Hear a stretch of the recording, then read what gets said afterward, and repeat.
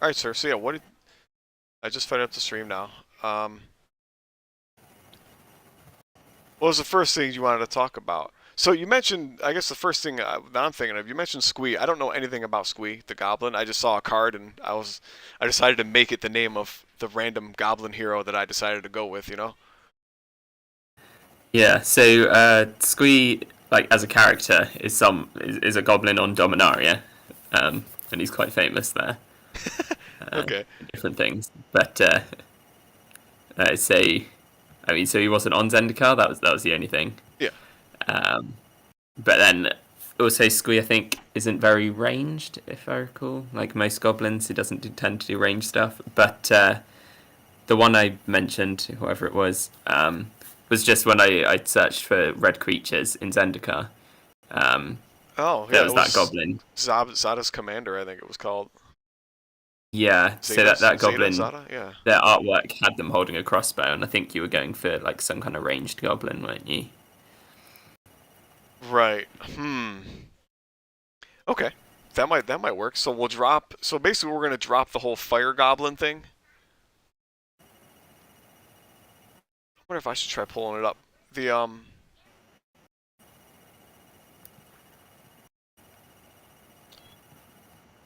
the What if I should pull it up on my phone? All right.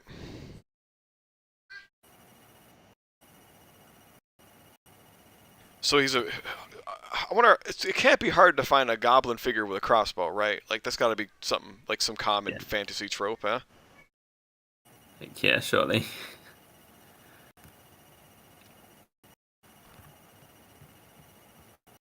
Okay, So yeah. yeah, there's the other thing you'd done is you'd gone and found like proxies for all of these as well, which is Yep. quite good. Zada's I hadn't Commando. Yeah. really So we would need like done a that before. crossbow wielding goblin. Mm. All right. First strike. We could probably even go with like putting first strike on him at that point. I don't mind this. All right, so let's go with. I'll edit this right now. So we'll get rid of the Goblin Pyromaniac crap. Oh, can I edit it? Okay. Commando, right. So name. I don't know if I should make these the same or what, but I guess I will. Artwork, and we'll just use the same card too. Like literally, just put this Yeah. card in there. Man, this control thing. How do I get this out of here? It's So if you hit space or something, then it Ah, there goes we go. away. Yeah. I guess I'll have to press space Yeah. after each time. So So we'll have to it is we'll have to find annoying. a new figure at this point. We'll scrap that figure. That's fine. He Yeah. won't be a goblin wizard.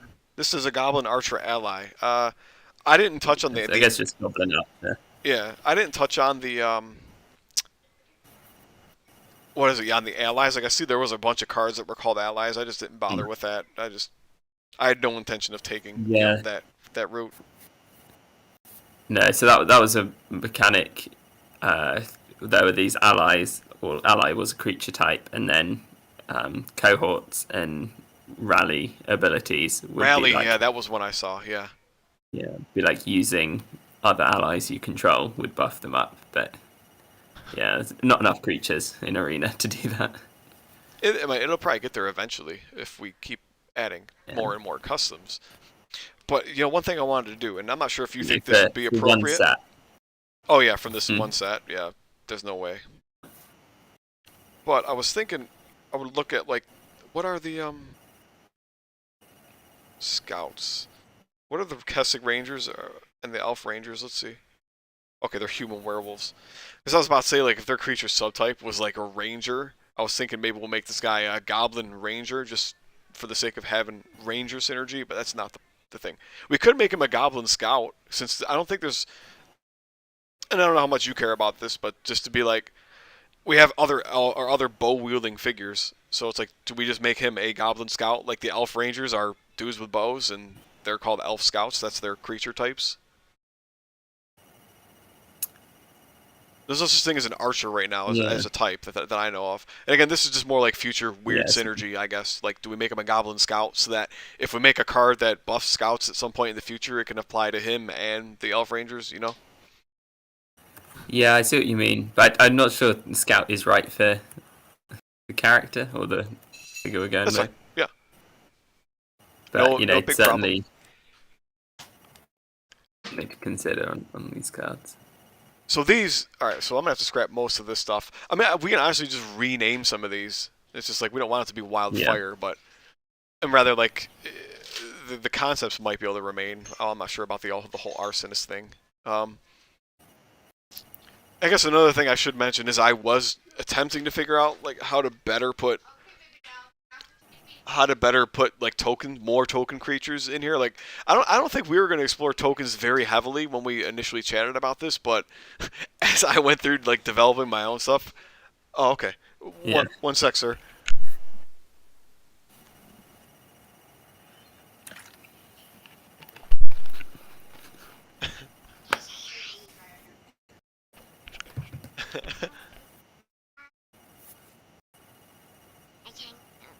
You want to hear him? Here, my daughter wants to say hi really badly.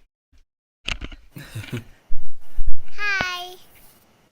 Hello. Bye. She's like, hi, bye. All right, I love you, big girl. Night night. Bye. All right.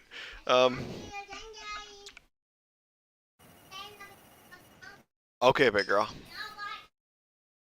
All right, I love you. Night. All right, my wife and my daughter are going to bed now. So where were we? I'm sorry, I forgot. Were you saying something? Tokens. Yeah. So tokens, I think. Well, tokens were going to be a thing in Kaladesh. Okay, that was gonna be the big focus there. Idea. Okay. Yeah, because like as a set though, well, in Magic there are all these cards that made servos that were little 1/1 tokens and all sorts. Okay. And I thought tokens and like common creatures could be a thing. Okay, that would be the big introduction. Okay. Yeah. Okay, because I guess in my head, yeah, and I don't know, were creatures big in Zendikar or even for MTG or creatures? Did I say creatures? Tokens. I mean, tokens are always like everywhere. Okay. But so here's my thought. I guess yeah, there are some things that. So sometimes like a specific token will keep cropping up within a set. So like in Kaladesh there were the surveys.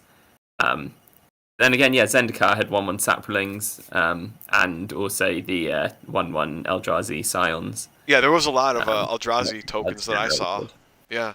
I saw, and I think Gideon had a few like core token generation abilities. Not that that was the way I was going, but yeah, yeah. So like those core ones were like were more of a more specific token. So only like that card or a few cards.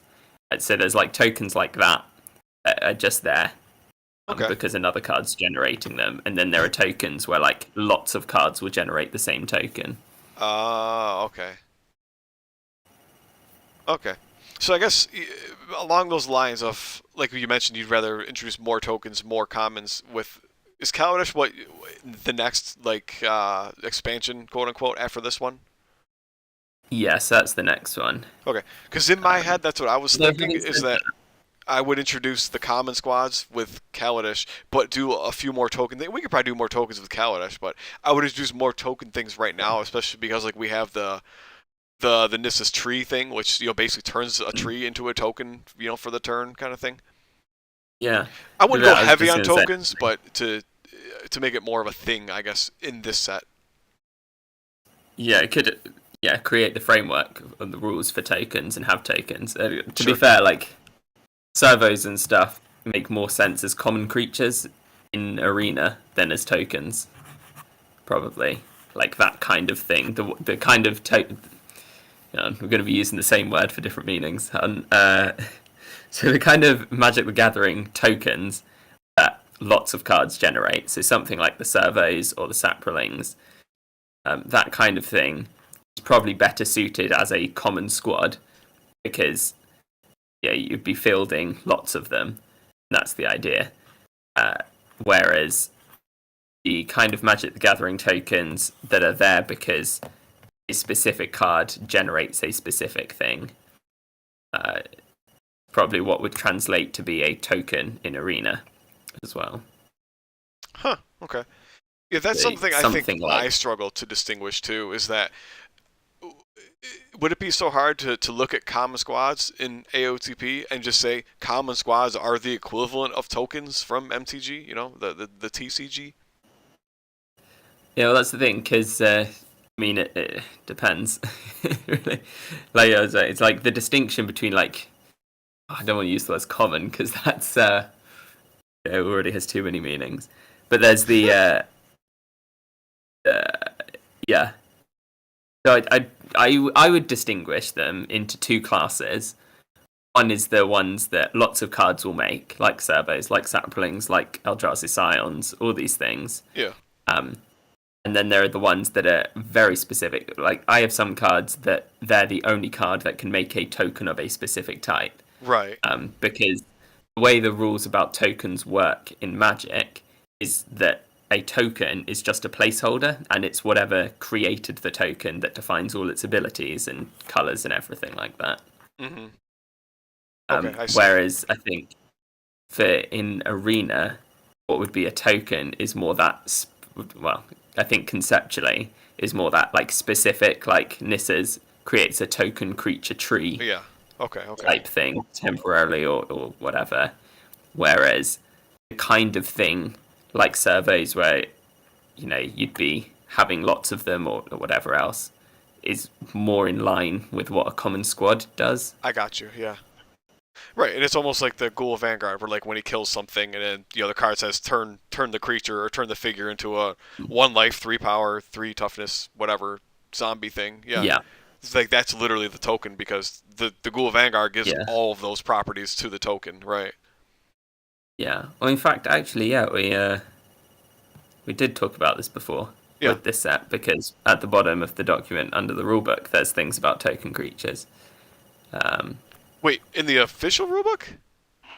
In this document, Yeah, oh yeah, and I think I edited it a little bit. I thought about it for a long rules time. about tokens. The primary thing I added Yeah, here, if you can see it, is that I only added this only because I don't want to take a dump on melee figures, and there's probably a better way to word it, but primarily is that I don't want tokens like if they're supposed to be spammable, I don't want that. I want to disallow them rolling LEAs for leaving engagements because it just makes melee figures really bad, like melee uniques, I guess, really bad if there's a horde of commons. That was just my take, and again, I only added that here because I didn't know if or when you were coming back. That's all. I think, yeah, I see the problem you're trying to address with that, but things like Ghoul Vanguard zombies, hey, are they? Oh, I always forget because Ghoul Vanguard's the way it's written is such It's a mess. written terribly. Yep. But I think that was perhaps one of the things. If we add rules for token creatures, I think, what's the word? Not retconning. That's for films. This technically works with the Ghoul Vanguard right now, though. Right. Just to let you know, because the Ghoul Does Vanguard it? doesn't specify who controls the figure when you bring it out of the graveyard. Right. Yeah. Right. So it has no controller. Yeah. Yeah, that's what we came to. We came to that conclusion, and in a way, I agree. Here we go. We got a comment. We got a vault nurse in the house. Common squad would be like base life, and then tokens would be like adding more life? Question mark. So I guess Luke, I'm not sure how you envision common squads, tokens. Yeah, but for me, like, I've even tried to theory craft an Elspeth, and like one of her abilities was going to be that she starts the game with 2 token creatures on the battlefield. Like they're going to be like token knight creatures or something. I forget, or soldier creatures, something weird like that. And that when she takes a turn, and like they would have 3 power, 3 toughness, I think it was 4 move or 5 move, basically the same thing as the Ghoul Vanguard, but I made sure to put in my card, like I put you control these creatures or those tokens or something to that effect, because Ghoul Vanguard doesn't mention that. But yeah, but my idea, at least for tokens, would be like, yeah, so she starts with these 2 tokens, and that when she takes a turn, then you can move 1 or 2 tokens, I forget, but that, yeah, each token is like a 1-life creature that's relatively easy to kill, and like it just moves alongside, like whether it's moves alongside like another army card or with a spell, right? That's kind of the idea. Like they don't move on their own. They're just kind of like a dummy, like low skilled thing that just kind of exists. Yes, yeah, I would agree that because they don't have a card, they're being made by something else, and they're there to be used by something else. Yeah. So yeah, I So think for that reason, yeah, the leaving engagements probably, yeah, like I'm trying to think whether that should be restricted as part of the rules or restricted as part of card design. It's like you don't just make a card that can spam out hundreds of tokens that would then be rolling leaving engagement attacks. yeah. Yeah, so I guess Voltner's attempt to what I think you're going for here is, yeah, I think most common squads, like if and when we get there, are going to have probably more than one base life. But and then the tokens are, in my my first thought is tokens are probably only going to have one base life. I don't know, that might change, but for my base thoughts, especially like if we want tokens to be like a spammable thing or semi-spammable, I feel like they should be easy to kill for sure. Yeah, I'd agree. Now, it Oh, says, yeah, nah. that's so It says if you're good. surrounded by 5 figures and run, they should take a leave an engagement. Oh, so you think even for a token creature?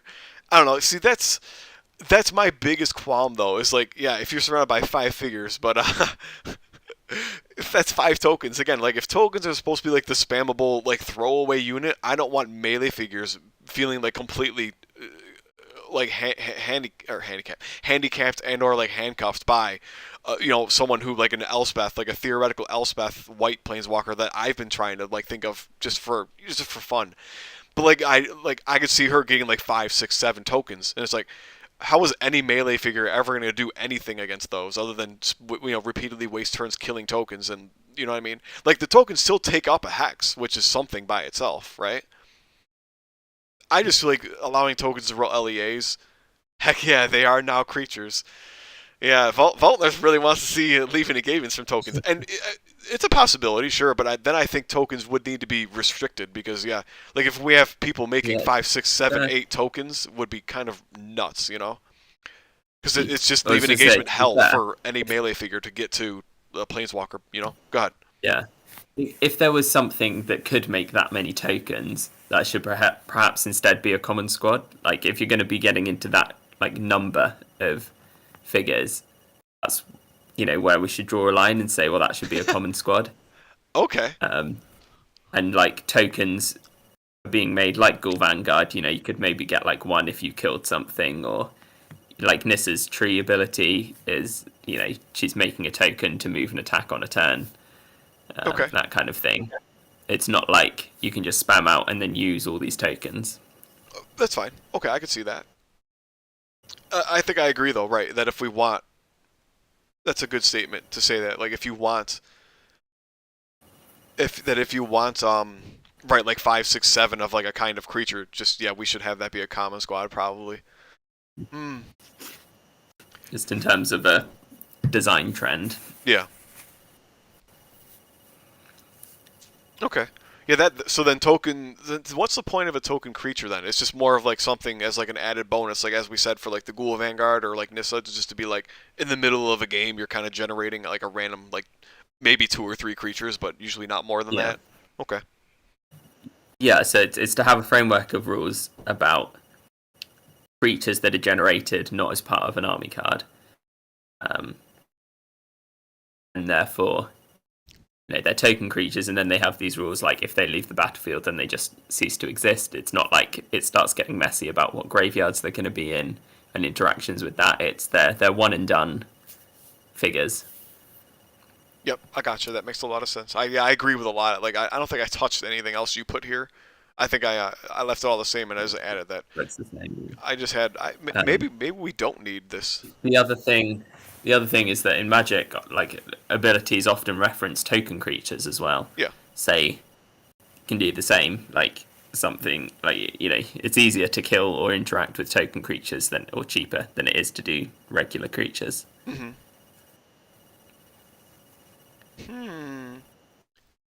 Some can attack all surrounding creatures. Some can attack all surrounding creatures. Wait, some of who? Like yeah, like who can attack all surrounding creatures right now? Like officially, it's just Sorin, right?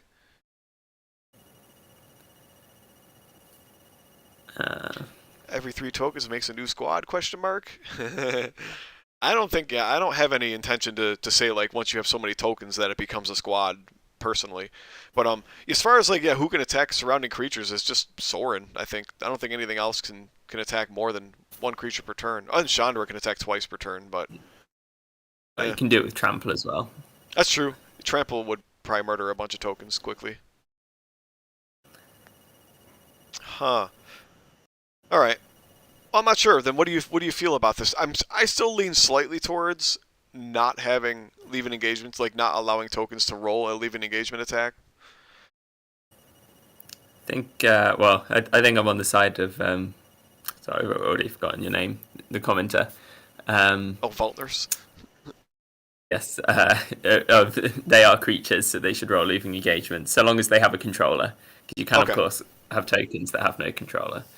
Okay. In which case, they wouldn't be doing anything. But, That's fine.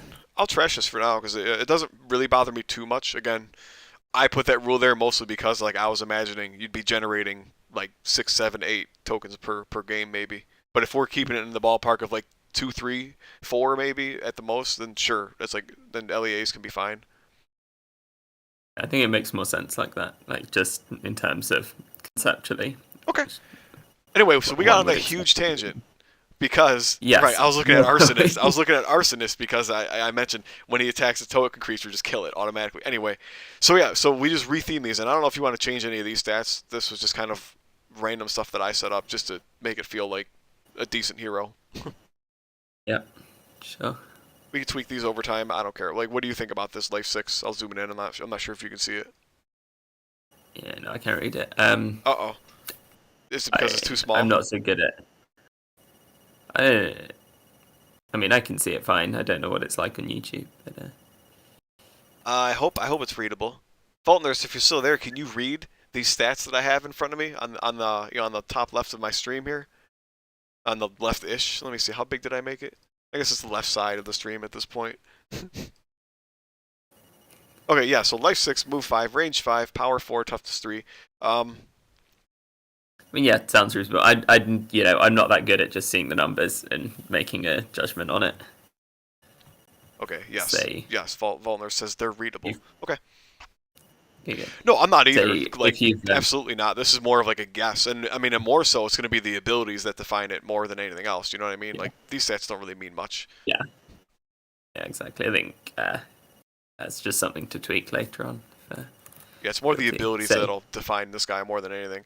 And I don't know if you want to keep these. Like, I don't know why, but I think this ability is hilarious. That when you're attacking, if you roll 2 shields, then you just get 1 hit. And I really like that. I just thought it was hilarious. It's basically I took the Blazing Firecats and took their, when you roll 2 swords, you get +1 hit, and I just turned it into shields. That's really all it is.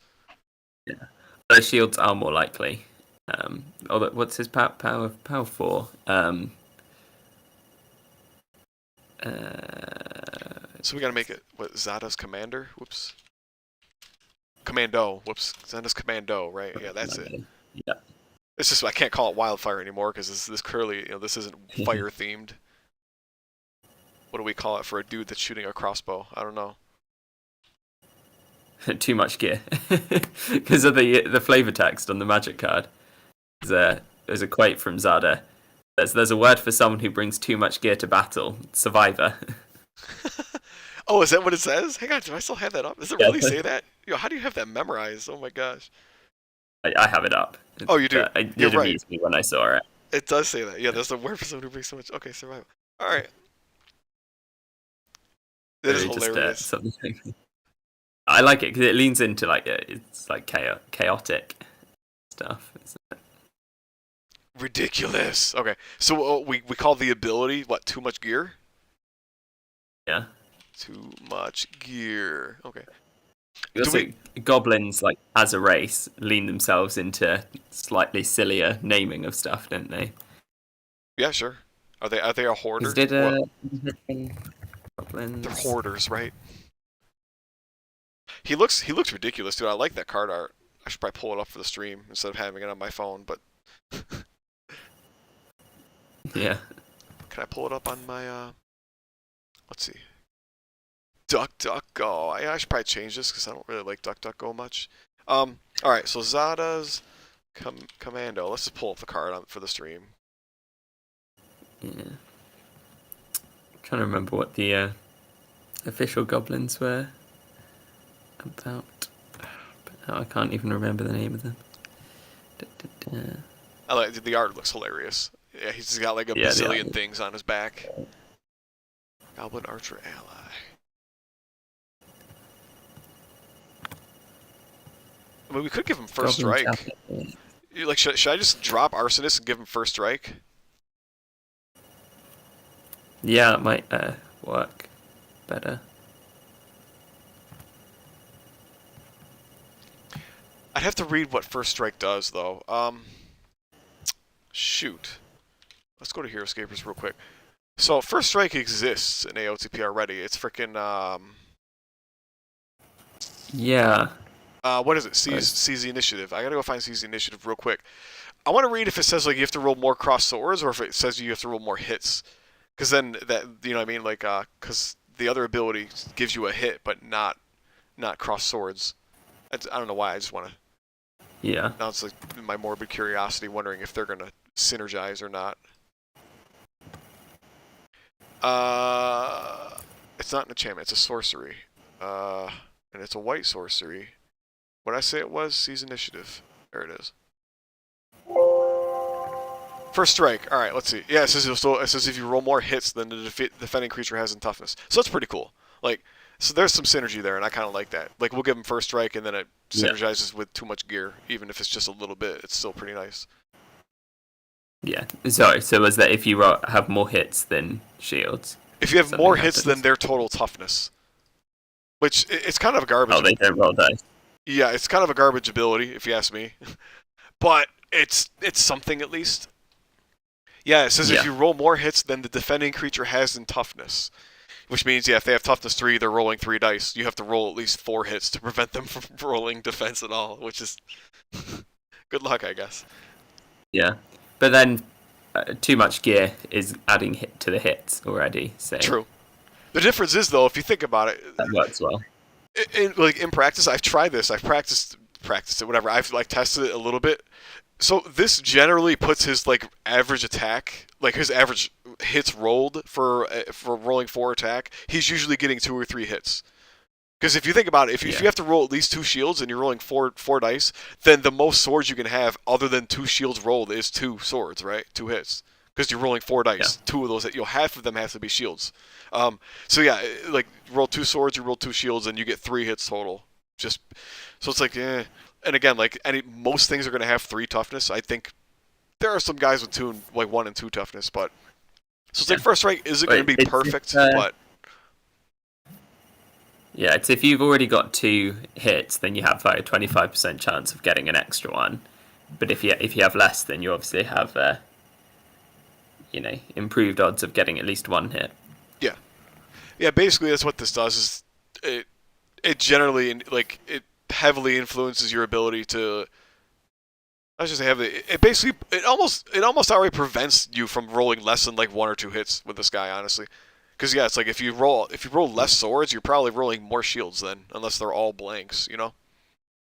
Yeah, exactly. You'd have to be rolling blanks to not do anything. Yeah, so it's hard to do nothing when you're attacking with him. But anyway, yeah, and then of course you gotta think like height advantage and or other. I don't think red has a lot of hero buffing spells or enchantments, do they? Nothing I can think of off the top of my head. What do we have for red? Like sorceries. All right, burn at the stake would work. I'm not sure if you can read these. They might be a little small for you.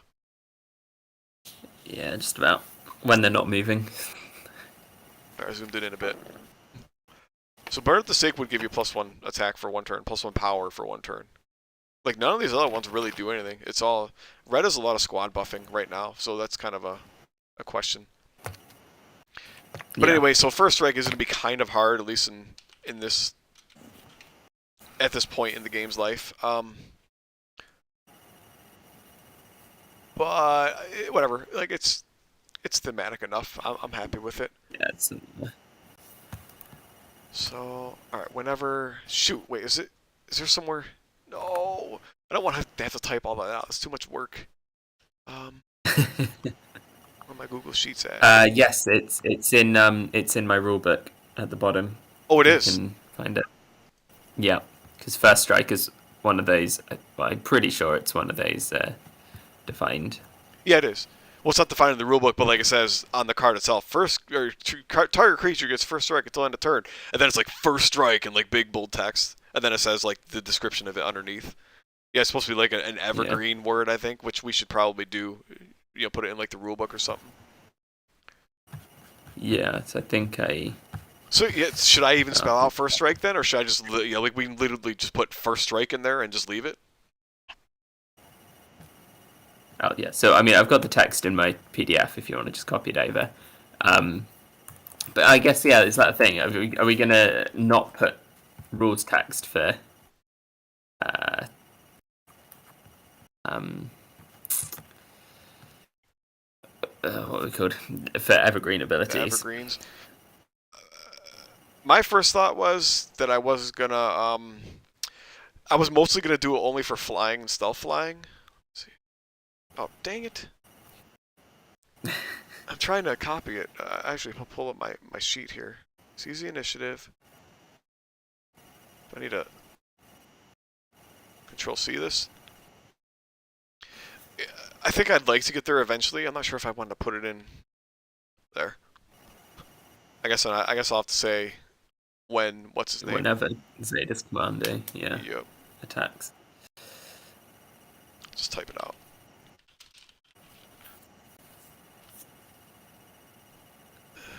And there, that's like, yeah. I'm not sure how I feel about making first strike one of the evergreen terms. Like, I don't feel like it's going to be a very heavily used ability. I think flying and stealth flying should be, because like those are very common. Haste should probably be too. I feel like haste is often used often enough. Yeah, I think yeah. So in the rulebook currently as it is, I put all the keyword abilities that appeared on more than one card. Okay. Whereas everything else is like just individual abilities. Right. The idea being that because multiple cards referenced it, then in the rules of individual cards it just references back to that point. But, right. So yeah, right, for things for like haste and flying, like stuff like that, right? Like is your what is it? It's Death Touch, Detain, Disengage, First Strike, Flying, Lifelink, Haste, Seaborn, Spell Flicker, Sprint, Trample, Transform, Unblockable. That's the list currently.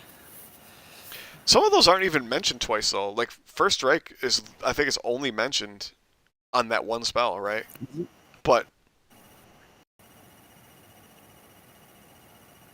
oh wait, you can't see the spell, can you? Duh, I forgot. I'm only sharing the one screen with you. Yeah, First Strike is only mentioned on CZ Initiative, the white sorcery right now. Like I don't think it's used anywhere else. I don't know why I put it there. That's fine. No, same thing. It's the same thing with Death Touch, dude. Death Touch only exists on the one black sorcery. The frick is it? Maybe it's hate. because they were sorceries, and they were giving that ability. Maybe that's what I was thinking. Yeah, right. That's what they are. They're sorceries that give the ability, and like it spells out Death Touch like underneath where it says, squad gets Death Touch until end of turn, and then it says Death Touch with the explanation underneath it. Yeah. So that's fine. Okay. And maybe that is what we do, right? We put all those things in the rulebook or in the. I don't know if we just make like our own FAQ or what the deal's going to be. So I guess the question is. I was following. Go ahead.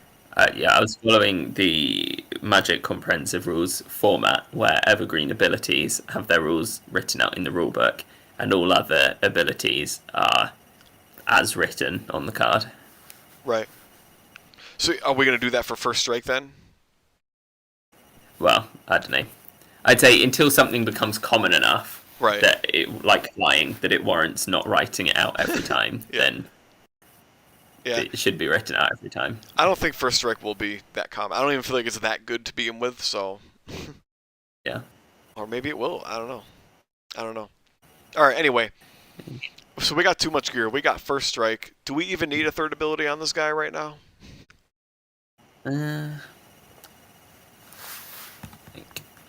What else happens with... Why have I... No, I've gone and closed it. He has First Strike, he has Cohort. Tap an untapped ally you control. Zeta's commander does 1 damage to target opponent. And that's it. He's a 2/1 creature. Yeah.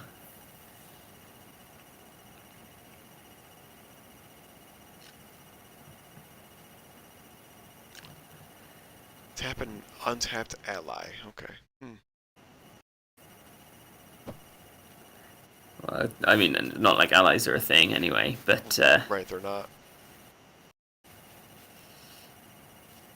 yeah, maybe two's right because you're already what four power, which is 4 power, 3 toughness, and with decent range as well. Yeah, fine. Probably alright with just the 2 abilities for now. I think. I don't mind. Yeah, again, that'll We'll be. always see. We're gonna have to play test or something. This is. Yeah, I don't think this is too Yeah. bad. I he's probably a little bit weak at 95, but we'll cross that bridge when we get there. Yeah. All right. Okay. So anyway, you mentioned there were other things you wanted to change. What were you thinking? Like, so when you look through here, you said like there were things that clearly weren't very Zendikar. What do you think stuck out? Not sure. So we just hop back up to the beginning, and then Sure. I can go through, and I shall hopefully be reminded of what I want. So we got to say. Nissa. We can probably skip Nissa and Gideon, right? Like, are we okay with that? You haven't changed, or did you change something? I've split after? Nissa, her ability with the tree. I just split it into 2 different abilities, basically. Yeah.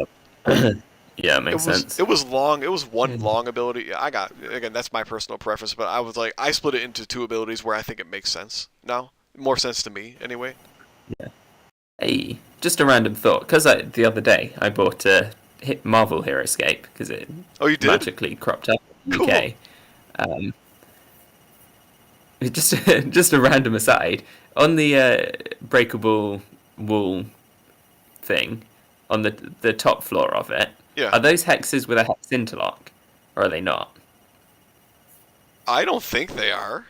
I don't think they count They're as just hexes with a hex interlock. traced out on the top, aren't they? So they don't count. No, you're supposed to be able to land on those, but I don't think they count as it being a hex interlock. I say yeah, because they're just like traced out in the molding. They're Yeah, not. you can land on those. Like you can fly like your Iron Man and stuff up there and shoot down at people. Yeah. Yeah, so you can put them. But where did the hex interlock rule come from? Was that? Oh no, that was about placement of trees, wasn't it? That's from the Road to Forgotten from Forest rulebook. Yeah, it tells you that the trees can only be on Yeah. the spot that has a hex interlock or something like that. Yeah. Yeah, Yes, so you wouldn't be able to go throw a tree up the top, which I suppose makes sense. Interesting. So what other? Is it then just like water and stuff you can't put trees on? I suppose. Yeah, it's basically right. It's Yeah. the water. What does it Yeah. say? I don't know. Did I copy it out of the rulebook? I forget. It's basically supposed to be that the water. Yeah, let's see. The waters. Like you can't put it on the frickin' the cryptolith. Like the tree can't go on the cryptolith because that's not a space Yes. with a hex interlock. Yeah. It's the other. Yeah, on top of something. Yeah. Yeah. Cool. Yeah, it all makes sense. Nice. I think it's relatively covered, but again, maybe we can just throw pictures in to be like, here's the FAQ, here's what we mean by spaces with a hex interlock. I think there's like two rule books to make. There's the comprehensive rules that just writes out all the rules, and then there's like the rule book to go with the expansion. Right, to the specific like piece. Be like, Yep. yeah, like this is what's in the expansion. This is how these things work. These are the new rules explained out fully. Yep. And not in just a logical bam bam bam. You've got to figure it out for yourself kind of way. Right. So Nissa, I think we're cool with Nissa. Yes. Yeah, cool with Nissa. Gideon, I don't think I've touched Gideon since I don't know when. It's been a long time. I think he's been the same for a long time because I'm pretty happy. You know what? Who was I playing with? What's his face? Kiyu. I don't know how to say his freaking name. Kiyu Ketsuke. Q Ketsuke from the Discord. Yes. So we played a game and he decided to use it, or I talked to him and he was okay with using this Gideon. And he brought up the same thing that I was kind of thinking. That like, so we have Indomitable. He has 3 power counters and he loses 1 power counter every time he takes damage, right? So part of the problem is that when he has like 1 power counter left or even 0 power counters on him, he's only rolling 3 dice, which feels really bad. And I'm not sure, Yeah. I don't know if there's a way we can fix that, but there's just something to think about that. It's like, he feels good up until he's got either like 1 or even 0, especially at 0 counters. He feels really bad because He's only rolling 3 dice, so he's not like it's just like a total waste of turn to try and do anything with him, you know? Yeah. Suppose it. Yeah, I guess it's the. Hmm. Yeah, but then again, you only get in that position if you haven't been attacking with him, For the and most that's only if part, you've been using other creatures. Yeah. I think I might have wiped out. I can't remember how the game went. We played like a Gideon mirror match, except that I used the original Gideon and he used the custom Gideon. But Yeah. I think what happened is that I used like Inspired Charge or something, and I like smashed him with my Rocks Veterans or something like that. And I may have Yeah. removed all 3 of his power counters in one turn, or maybe at least 2 of them in one turn, because the squad's got 3 attacks, right? I see. Yeah. So yeah, it wasn't really a matter of he wasn't taking turns. It's just I guess call it a little bit of luck, and also that I had my guys positioned to smack him with 5 attack dice each, 6 attack dice each.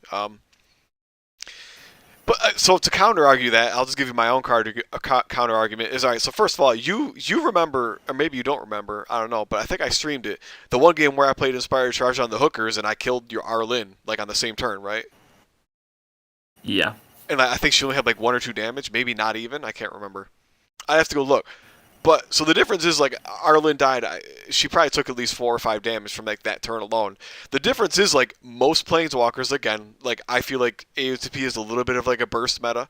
It's like when you play these spells, usually Planeswalkers just die. The difference is his Planeswalker didn't even die. He still had what 2 life left at that point. Yeah. So it's like I don't know if that should be viewed as a negative because like the dude is still alive, where like the average Planeswalker would have just been absolutely demolished in that same scenario, you know? Yeah. Because that is the difference. That is what his ability's doing. Is it slows down the damage to him. Yeah, right. But and then we always knew he'd be vulnerable to a swarm attack from squads. That's like the point. Right, So, his thing is right that he doesn't die from like big single attacks and or heroes too. Right. Okay. yeah. I guess I just want to talk to you because it does feel bad when he has no power counters. But yeah, but it's like at that point it's like maybe maybe he was misplaced or hung out to dry. Yeah. If you're playing him, then you're gonna want to avoid being in that situation. You're gonna want to have the one-on-one Yep. fight. Because he's gonna win like every single one-on-one. He's basically Yeah. going to win as long as he has at least like 1 or 2 power counters on him. Yeah. Okay. Yeah. Yeah. All right. And so your aim is to arrange for that. Okay. But, I think I agree. All right, I guess you just kind of put my mind at ease. But I was thinking about it, and I'm like, because when I was play testing him too, like there was a couple of times where it was just like only him left, and he was trying to kill like 2 or 3 guys, and it's like he has no power counters. There's like nothing he can do. But yeah, it could be just a matter of luck and some other things too. But I generally felt happy with him when I was play testing him as this. So all right, we'll pass. Anyway, do you have any other questions? I haven't really changed him much. Again, he's pretty much the same old from month and a half, 2 months ago. Yeah, it looks as it was. So yeah, let's carry on. All right, creatures. So we got a white hero, Serene Steward, Yeah, so which this is me. one I just pulled up from the Zendikar. Whatchamacallits, using this thing. Oh wait, you can't see it, but using like the what's this called? Yes. The Magic the Gathering Gatherer, I guess. But it's Yeah, like gatherer. their like search engine thingy. I pretty much started doing that to make some of these, and Yeah. the figure. So I Okay, went to the yeah. Guildmaster's Guide to Ravnica, which is like where Yeah. I've been pulling a lot of my figures from too, because I feel like they're all Magic themed, aren't they? Like they're all straight from Magic. So Yeah, it's so just, they are all from. So Ravnica is one of the planes in right. Magic. And so maybe I should feel bad that I'm taking from that pool of potential figures, but I am, I guess. I think it's fine because you're not taking any of the iconic planeswalkers or anything out of there. So Yeah. So anyway, it's just like a random generic. hero. It's a human cleric. It is. It's like a female cleric, which kind of it relatively matches like the card art. I'd say it's kind of close. Whoops. So that like so much that like I was totally fine with going with it. Yeah. You might have to look Yeah, that I up or looked something. at Oh, you did. this one because it was the first one. I looked at both the card and the figure, and I was like, yeah, close enough. Yeah, it looks relatively close. Like we're not gonna find like a lot of very dead on matches, and I feel like I'm fine with it being like 90% the same. Where are we going? So yeah, my idea behind this was just making a cheap white hero because white currently has the 2 flying guys. What do you got, Evasian and the core captain, who are 100 points. So my idea behind this was just making a cheap support hero. So again, I ballparked it at 50. We got life 4, move 5, range 3, power 3, toughness 3, and then just like these, they're kind of random abilities, but they're supporty, you know? Yeah. So yeah, treat wounds. When you summon this hero, you may remove. I like it. Yeah, immediately remove 1 damage. It's basically a reverse of Red's haste. Honestly, is kind of what I was going for. Yeah. So it's like instead of immediately attacking, you're immediately removing 1 damage from a small or medium creature. Yeah, and I think it fits the theme of the card as well, being a healing ally. Yeah, sure. Type thing. Actually, she doesn't actually heal, but has to do with life, gaining life, and all that. Well, she heals. It removes 1 damage marker. It's healing, right? I mean the magic card. Oh yeah, I don't even. What does the magic card itself do? I don't remember what it does. That when you gain life, you can pay a white mana, and if you do, you put a 1/1 counter on a creature.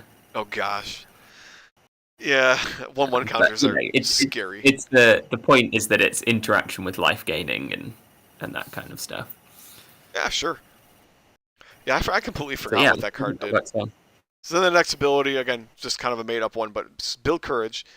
So for all creatures you control within 2 clear sight spaces, that creature gets +1 toughness while there are no enchantments on that creature. And I did just go back through and change this. I used to have this second on that creature. I used to have, say, it, like on it here. But I didn't know if this was clear enough to be like, that creature gets +1 toughness while there are no enchantments on it. I don't know. I changed it to that creature for some reason. Is this clear enough to you if I leave it like this, though?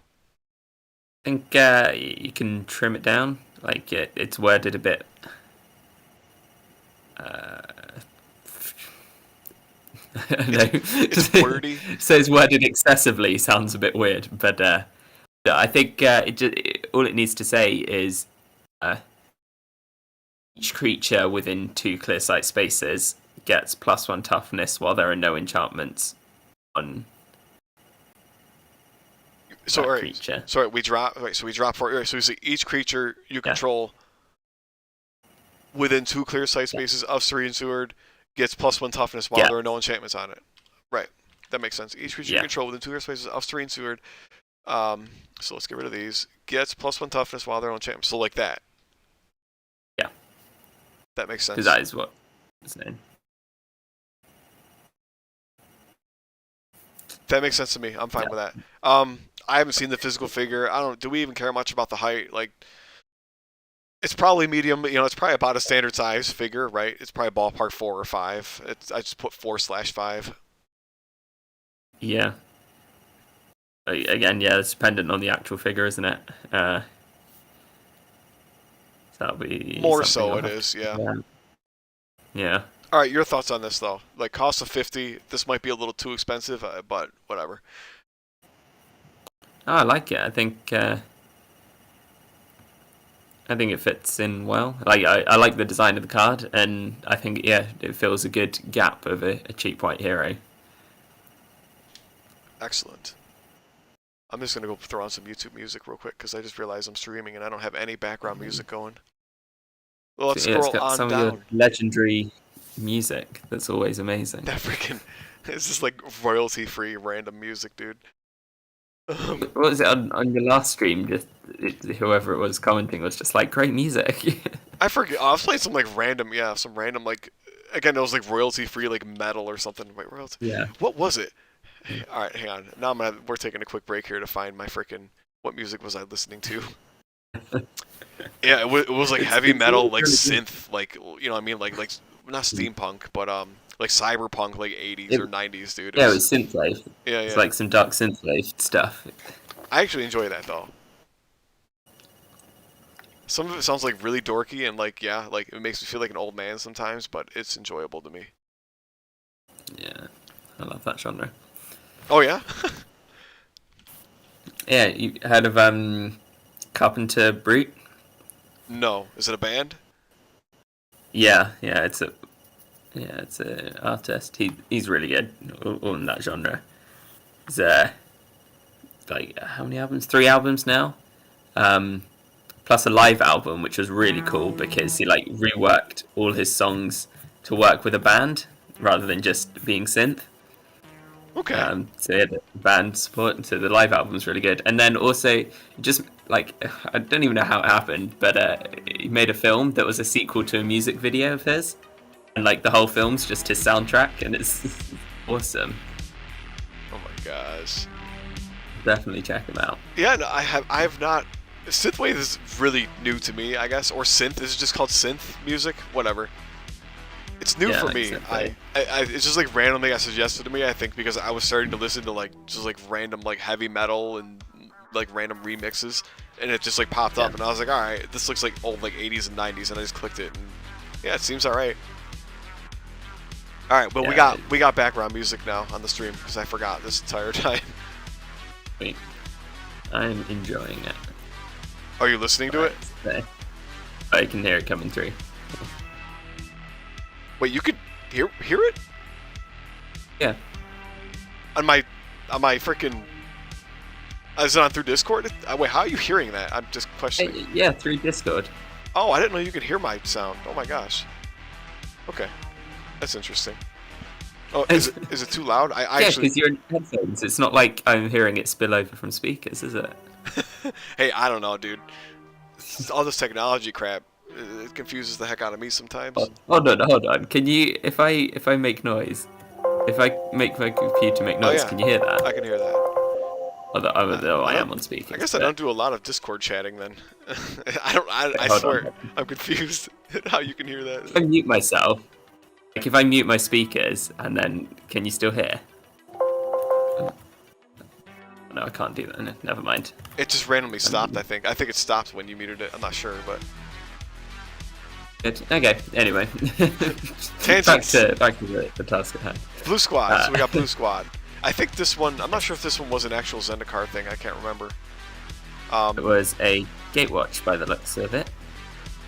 So my Yeah, Night Drakes, Gatecraft. and I think that's just a name that I made up. I'm not sure, but the card I was referencing was Nephalia Moondrakes, I guess. Huh. Okay, let's have a look at that one then. Yeah, are you familiar with them? Because Mind Eye Drakes is a is another card. Oh, it is. Then maybe I just thought the artwork looked cooler for the Moondrakes. Is that what it was? Moon Drakes is from Shadows over Innistrad. Oh, it is? What the heck? Or is it? Hold on. Is it in more than one set, perhaps? No, just Shadows. It just says Shadows for, yeah. I'm looking. I didn't even realize that it says the expansion down there. I did not notice that before. Yeah. So at the top where it says Sets and Legality, you can see if it's appeared in more than one set as well. Because some cards get reprinted with different artwork across different sets. I did notice that. Yeah, I was confused at why I saw some of the cards, and I did notice that some of them were reprinted. Yeah. Yeah, there are like some staple cards or like special ones that get reprinted. Okay. But anyway, okay, so we So have then the there are some actual Mind Eye Drakes cards. Okay. And I guess I just wanted the Moondrakes. I guess I just like the art on the Moondrakes more is really what it was for me. yeah, I think those drakes are more in keeping. That and it's like the actual Mind Eye Drakes card, like it shows a dragon with like an eye sticking out of its stomach, and I just feel like I'm not going to find a mini with that. I'm not going to find a mini with like an eyeball sticking out of like the middle of its chest. So I think that was what I was going for. Is that these Moondrakes like just look kind of like a standard blue drake. dragon, you know? Yeah. All right. So Drake anyway, type thing. the figure, yeah, it's just it's a blue Drake from the Guildmaster Guide to Ravnica. Yep. Which I think again pretty closely resembles what the card is showing you. So cool with me. Yeah. I was bouncing as far as like squad. I was bouncing between making this a 2-figure squad or a 3-figure squad. I couldn't. Mhm. Whatever. That's something we can figure out. I guess with playtesting because I don't think I care. Like Yeah. these guys aren't going to be like core to like any given scenario, are they? Like this is just like a random squad for blue. You know, I don't. Yeah, exactly. It's just a blue squad. It's just like a as filler opposed to blue squad. Yeah. So it's like piece of kinda lore or anything. yeah. It's just like we'll do something with it and it'll just fill in. It's just being a blue figure, a blue flying figure that shows up. Yeah. But anyway, so yeah, 2 or 3 figure squad is what I'm thinking. We got 2 life, 6 move, 1 range, 3 power, 3 toughness.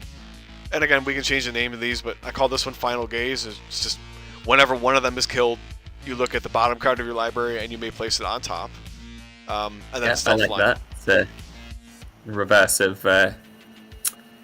scrying. It's quite nice.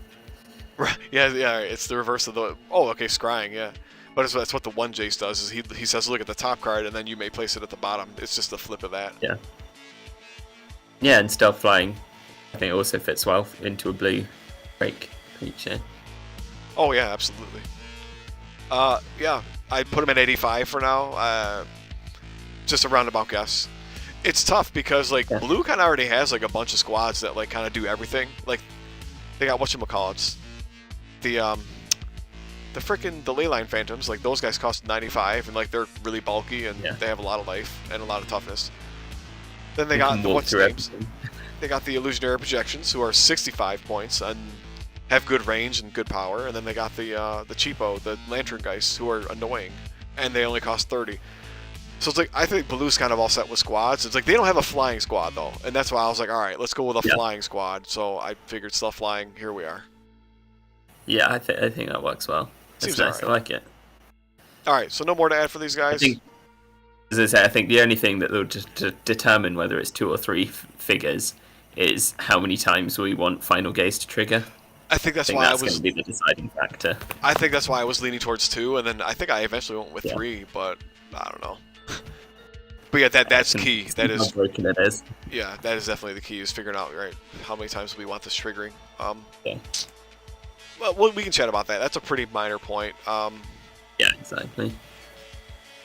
Black hero. Yeah, I don't know if you noticed, but like everything I've done is a hero except for blue. I just feel like I want to have more heroes. Yeah. So a lot more heroes than when I left it. Oh yeah. Did you even have any creatures? Yeah, we've got a lot of squads already because it's mostly squads, and Kaladesh is going to be lots of squads as well. So. Oh, it is? Okay. Well, then good. Then I'm glad I went with a lot of heroes. Because it'll be commons, then we'll end up with that's true. Piles of common stuff. So. Okay. All right, so then I guess I got Tormented Soul. I don't remember this art. I did all these like randomly over the course of like a couple of weeks, so I can't remember what's what. All right, Indentured Spirit. I guess that's the name of the figure. Okay, from Master Guide to Revenant. I know it's like a black ghost. That's about all I remember from the figure. I'm gonna look up Tormented Soul real quick, only because I don't remember what that art looks or the artwork looks like. It's pretty tormented. Oh gosh. Wait, what? Jumpstart 2022. What was that set? Oh, that must be relatively new, huh? Like from what, last year? Oh, it was a reprints. That's why. Just a reprints with some new cards. Okay. Oh, I think it's one of their like ready to play things. That's right. So I like this guy, you know, and I wanted to grab his ability here, like, or he can't block and can't be blocked. Although I didn't copy that word for word, and I thought about like making that one of his actual abilities to just be like he can never block and he can never be blocked, or at least by creatures, I should say. But yeah, part of that problem is, I mean, maybe I could give him like 2 toughness as a base, and then so when a Planeswalker attacks him, he can still block, I guess. I don't know. Either way, this is what I went with. Like, there's a few ways we can take this. Again, I think you probably watched my video. Like, I wanted to distinguish him a little bit from the Ghoul Vanguard to be like, he's not just a 100-point figure, so he's either going to be a little bit cheaper or a little bit more expensive. So there's just more variety in what you build. So yeah, hero creature, spirit. I've bounced this around his life. I've like without playtesting it, I just think about it one day. I'm like, you know what? That sounds overpowered. I made it anywhere from 7 to 9, and now I've settled on 8 apparently. Move 5, range 1, power 3, no toughness. So he's gonna have stealth flying as well. And then is substantial, which is actually kind of a knock from. Are you familiar with Heroescape's Phantom Knights by any chance? No, I'm not. Oh, they have an ability. I think it's actually called insubstantial as well. And it almost says the same exact thing. Well, minus this first sentence. It doesn't say that, but the second sentence is from almost straight from Heroescape. It says that when they're attacked by a non-adjacent figure, they get. I think the Phantom Knights gets +3 toughness. Yeah, but, insubstantial 3. Yeah. It's 3 additional defense dice. I just felt like 3 additional toughness might be a little tough on a dude with 7 or 8 health, so I popped it. I knocked it down to 2 toughness, and I added that again. Defending creatures don't roll dice while he's attacking them. Yeah. And again, I kind of God. As I say, have you tried that out with 3 power? Because I feel like not rolling any defense against 3 power is going to knock most things out pretty quickly. Well, I mean, so here's what we're dealing with, I guess. Because 3 power, you're expecting an average of 1 or 2 hits, which isn't really a lot, honestly. Right. You know what? I'm going to pull up my spreadsheet. Black currently doesn't really have a whole lot that buffs their hero. Like Sorin, I guess, it's mostly white. Like white is, I guess, white and green. White and green are like the 2 colors that have a lot of the healing and the power buffs for heroes. So I think he'll be well contained within this at the moment to be like, he's not going to be like super busted. The 3 power, you've got a 37.5% chance of doing 1 damage and a 37.5% chance of doing 2 damage in an attack. Wow. So 50% of getting 80. What would that be? 87.5% of at least 1 damage and 50% chance of at least 2 damage in an attack. Wow. When there's no defense rolled. Right. Alright, so here's the thing, and we'd have to play test this, but my justification for this being the way it is right now is that, well, first of all, he has 0 toughness. Here, I'm going to lower my music a little bit, because I think it's even a little loud in my ear, and I can barely focus. Yes, yeah, with his range 1, he has to get up close to something, and then they can attack right back. Yes. Number 1, right, he's a hero. Actually, you know what? Yeah. I just thought about it now. So he's a hero. He's a single guy that's attacking 1 time per turn. Like, that's really not super threatening. And number 2 also, where is it? So it's defending creatures don't roll defense, which mean like he's kind of worthless when it comes to trying to kill a planeswalker. Like three power is not really doing much to a planeswalker. Like he's very much going to be only killing creatures. Yeah, and the thing is too, you're right, so he's 1 guy attacking once per turn, so it's like, if you put him up against a squad that costs like 80 points, actually he probably would beat the snot out of him considering his life. It'd be fun to playtest though, because again, he has 0 toughness as a base, which just means, again, it's kind of keeping the whole, like, he can't be blocked and he also doesn't block, although he can get height advantage or something else and then roll like 1 die, or again, it's essential when something non-adjacent attacks him, he gets +2. But in general, like, the melee figures are going to roll all over this guy, I expect anyway, I might be wrong. But yeah, so like if you take like the Rocks veterans, right? Like you have 3 Rocks veterans he's got to kill. They have 3 life each. Like he's very unlikely to kill any one of them in 1 shot. Like he'll have to roll 3 hits. So let's assume on the first turn he goes in and attacks 1, he does 2 damage. All 3 of them are attacking him with at least 3 dice now, right? Yeah. And they're averaging 1.5 hits, which means he's losing about 4 or 5 life just in 1 turn. Like in 1 turn of retaliation, you know? Yeah, so, that makes sense. Like he's half dead. Like I don't think I don't foresee him being too powerful. As he is, like against squads, he's not going to be that good. Even against heroes, he might not be that good. It's going to take some tweaking. Like the more I'm sitting here looking at this, the more I'm like, he might need a power buff or a cost reduction because 80 points, and I'm not even sure if he's going to do that much. But anyway, yeah. So you get my point. I think he's pretty tame at this point. He's not a threat to planeswalkers, which is fine. Like I feel like stealth flying at least means like, sure, he can fly wherever he wants, and he's not going to beat the disengages. He's not taking disengages, but I don't know.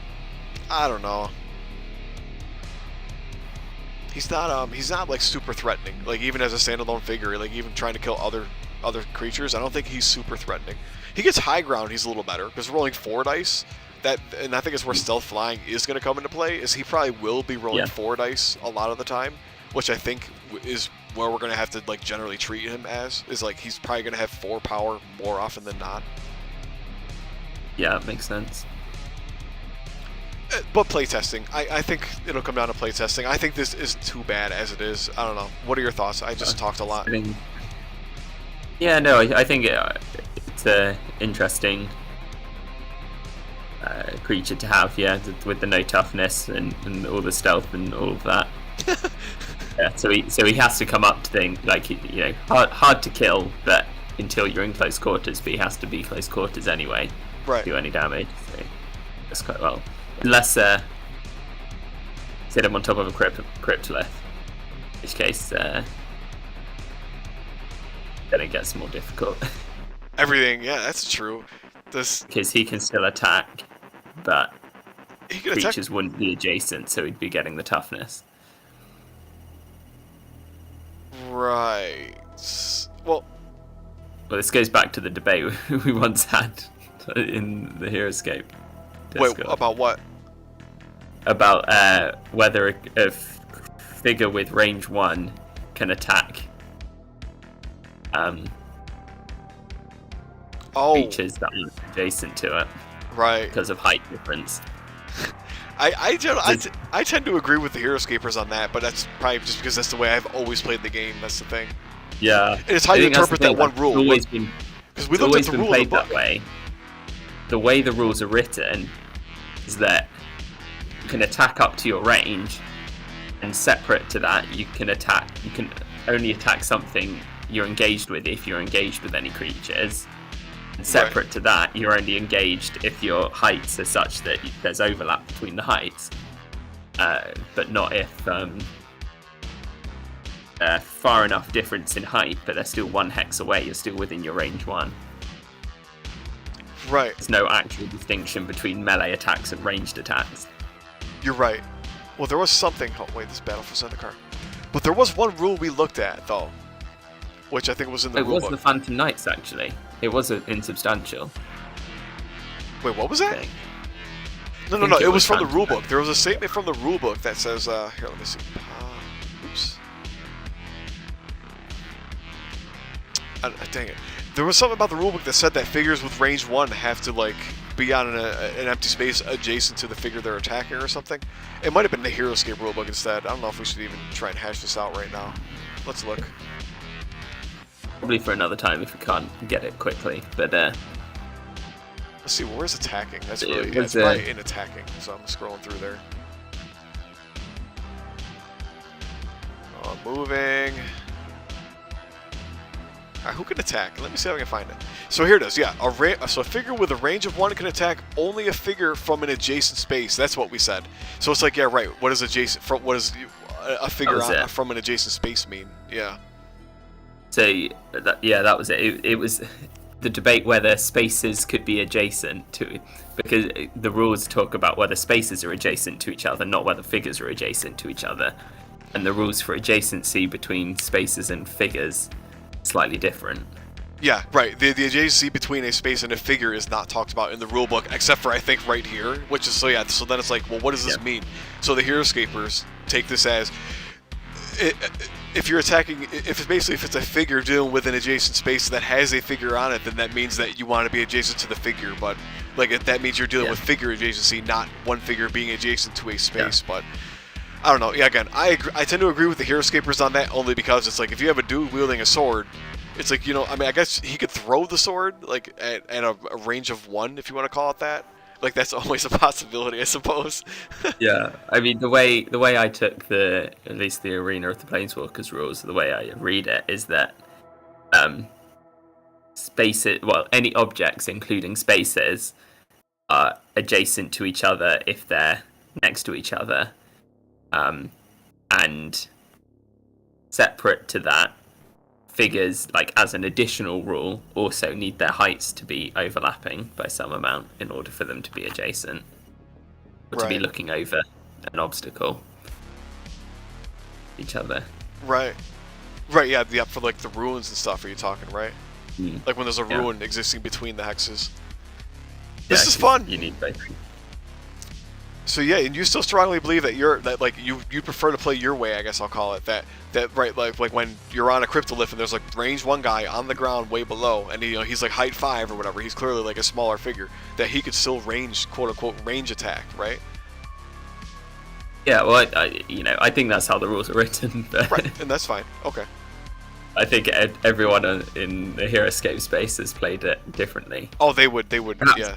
Perhaps it makes more sense coming from the Heroescape side, because that's more about like actual weapons, whereas from a arcane point of view, if all things are some form of magic, then it doesn't really matter. Swinging a sword is more representative than it is actual. Whereas I think for Heroescape, when it is like historical, when you have like the 10th Regiment or whatever, like they're actual soldiers swinging weapons around. Yes, yeah, that's true. Right, we're not doing. That's a bad example, but no, that makes sense because that's what I think of. I think of like the knights with the swords or whatever. Yeah, like your guys, the 10th Regiment who have like the bayonets, and it's like they have the bayonet attack or whatever their ability that they roll an additional attack die when they're attacking something, whatever, right next to them, whatever it says. Huh? Yeah. It's the same way I think in the Magic the Card game. You can do card combinations that thematically make no sense whatsoever, but work because you're playing a set of spells that go together. Even though, like, one card might be like, make something fly, and thematically it was like a small creature or whatever, and then you put it onto your like 2020 giant thing or whatever, and it becomes this absolutely ridiculous concept. Right. In terms of rules, it works. I get it. That's fine. I can see that. That actually really doesn't bother me too much, though.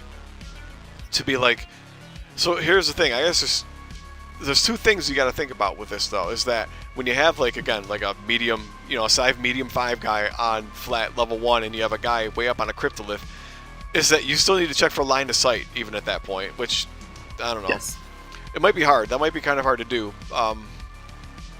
So you got line of sight, and also you got number 2, which is that since they're not engaged, that either way, like the player, whoever's on the cryptolith, can just shoot anybody else they want because they're not engaged. Yeah. So that's really not too bad. I don't mind. Like, the more I see this, the more I'm like, yeah, I can see the case to be made that sure, a ranged 1 guy can ranged attack a dude that's way higher, but you still have to check for line of sight, which I think in a lot of cases is going to bone you, frankly. But like if something's that much higher than your figure already, he's probably so high that you can't see any part of him anyhow. Yeah, I think the way I interpret the rules also means that a range 0 creature is possible, because rules also say that if you're engaged with a figure, you don't need line of sight, and line of sight is the thing that counts. Like clear sight spaces or whatever, I forget the wording, but like when it comes to combat, you need to be within clear sight spaces. Yeah, line of clear sight spaces, where X is your range. Line of sight, for combat, Yeah, so if you're engaged, you don't need that anymore. So even if you have range 0, if you're engaged, you can still attack something you're engaged with. That's true. So I asked that question too because I thought you were right on that to begin with, but I think you're incorrect now, only because it says you need a range of 1 to attack a figure that's on an adjacent space, right? So if you don't have a range of 1, or I guess greater, if you have a range of 0, you literally can't reach anything. You can't attack anything because you have no range at all. That? Yeah, the rulebook says that. It says a figure with a range of 1 can attack a figure only on an adjacent space. Yeah, but it doesn't say the inverse. It doesn't say that. But there's no such thing as a range 0 figure. But I agree, though. There isn't such a thing. But I think the way the rules are written means that it is possible within the rule set, even if people don't like it. Yeah. Yeah, I remember asking something to avoid these kinds of arguments, but I remember asking them, and the way they explained it to me, like, I think it was less wishy-washy than like what you just talked about with the whole range 1 can quote-unquote ranged attack people. I still think it's a very wishy-washy argument, and I can see it either way. I typically just play the way the Heroescapers have always played it, where like you have to be engaged as well in order to melee attack, to range 1 attack, I should say. But I can see it your way, and frankly, I don't care if we play that way. It's just I'll need to get I'll need some adjusting to get used to it for sure. But yeah, the whole range 0 thing, like, it might be fun to try and like to conceptualize or like theory craft that, but it's like, what's that doing? What's a range 0 figure doing that a range 1 figure isn't already doing? I guess. Yeah. So even if theoretically a range 0 figure can happen, it's like, what's it doing different that a range 1 figure doesn't do already? But anyway, yeah, let's just say I don't agree that a range 0 figure can actually attack anything. But again, it's just theory. I don't think, like, if we make a range 0 figure, I guess we'll cross the bridge at that point. I don't think there's a reason to make a range 0 figure right now. I don't think there ever is a reason. There'd probably be riots in the streets. Yeah, that too. So anyway, what we got on a whole thing right about him attacking someone on a cryptolith, which would be fun. Anyway, we're cool with the indentured servant or indentured spirit. Yes, Sorry, yeah. as we are. Like he seems all right. Yeah.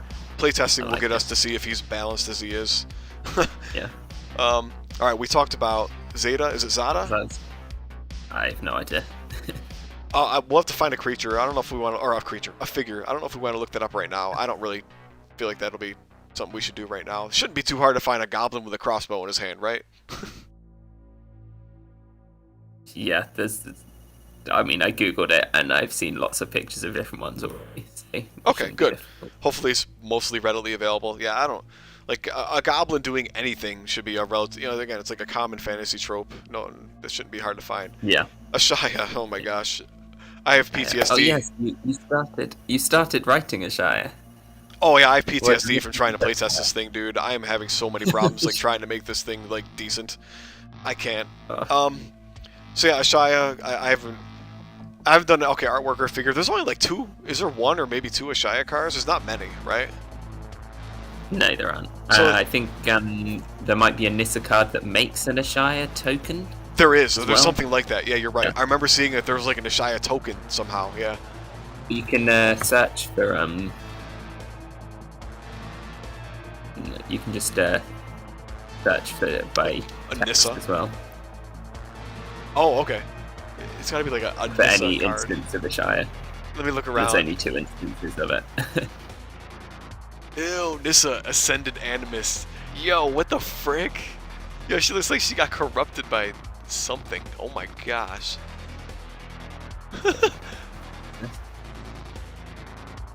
Oh yes. So there are only 2 instances of a Shire.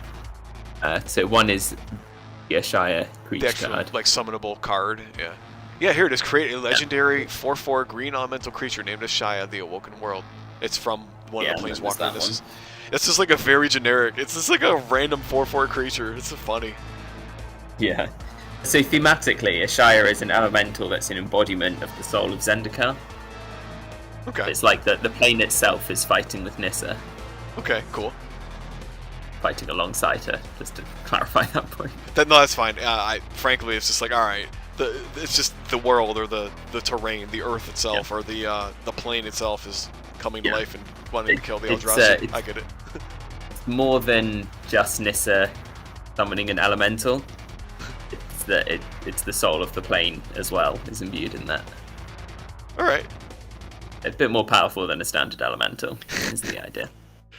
As powerful as the Eldrazi at 150 points.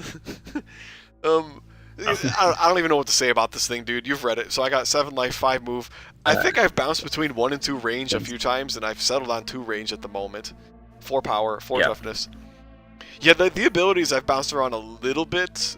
I just can't like get anything together that like makes it feel like it's a good faker right now without being too overpowered, I guess. Yeah. So yeah, all right. Soul of the Wild.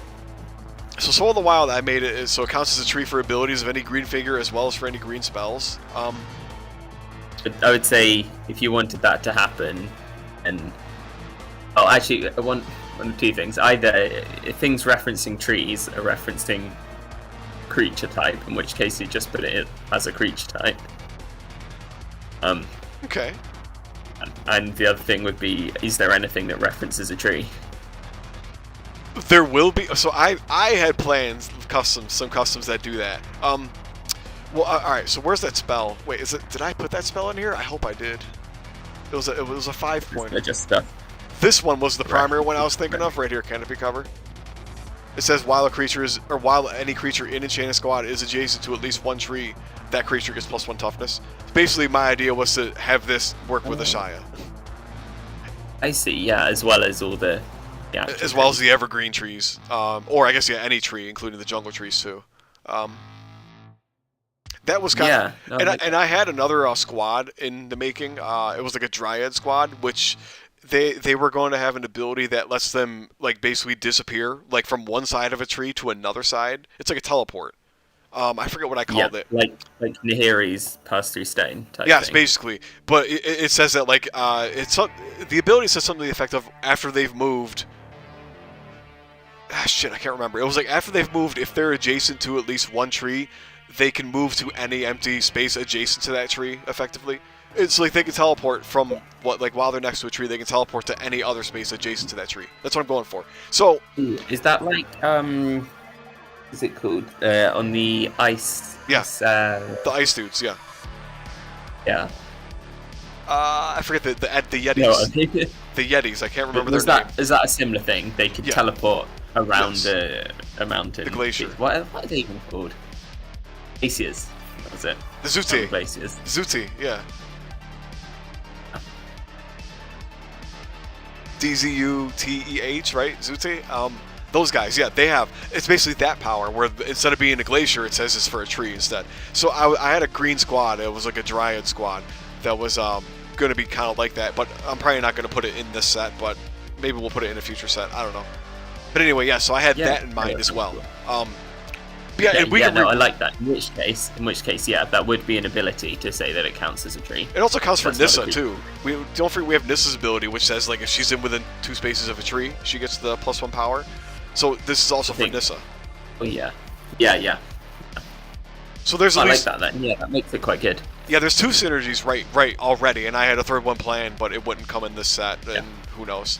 And then this other one, I added this one in because like I just felt like the what's his name?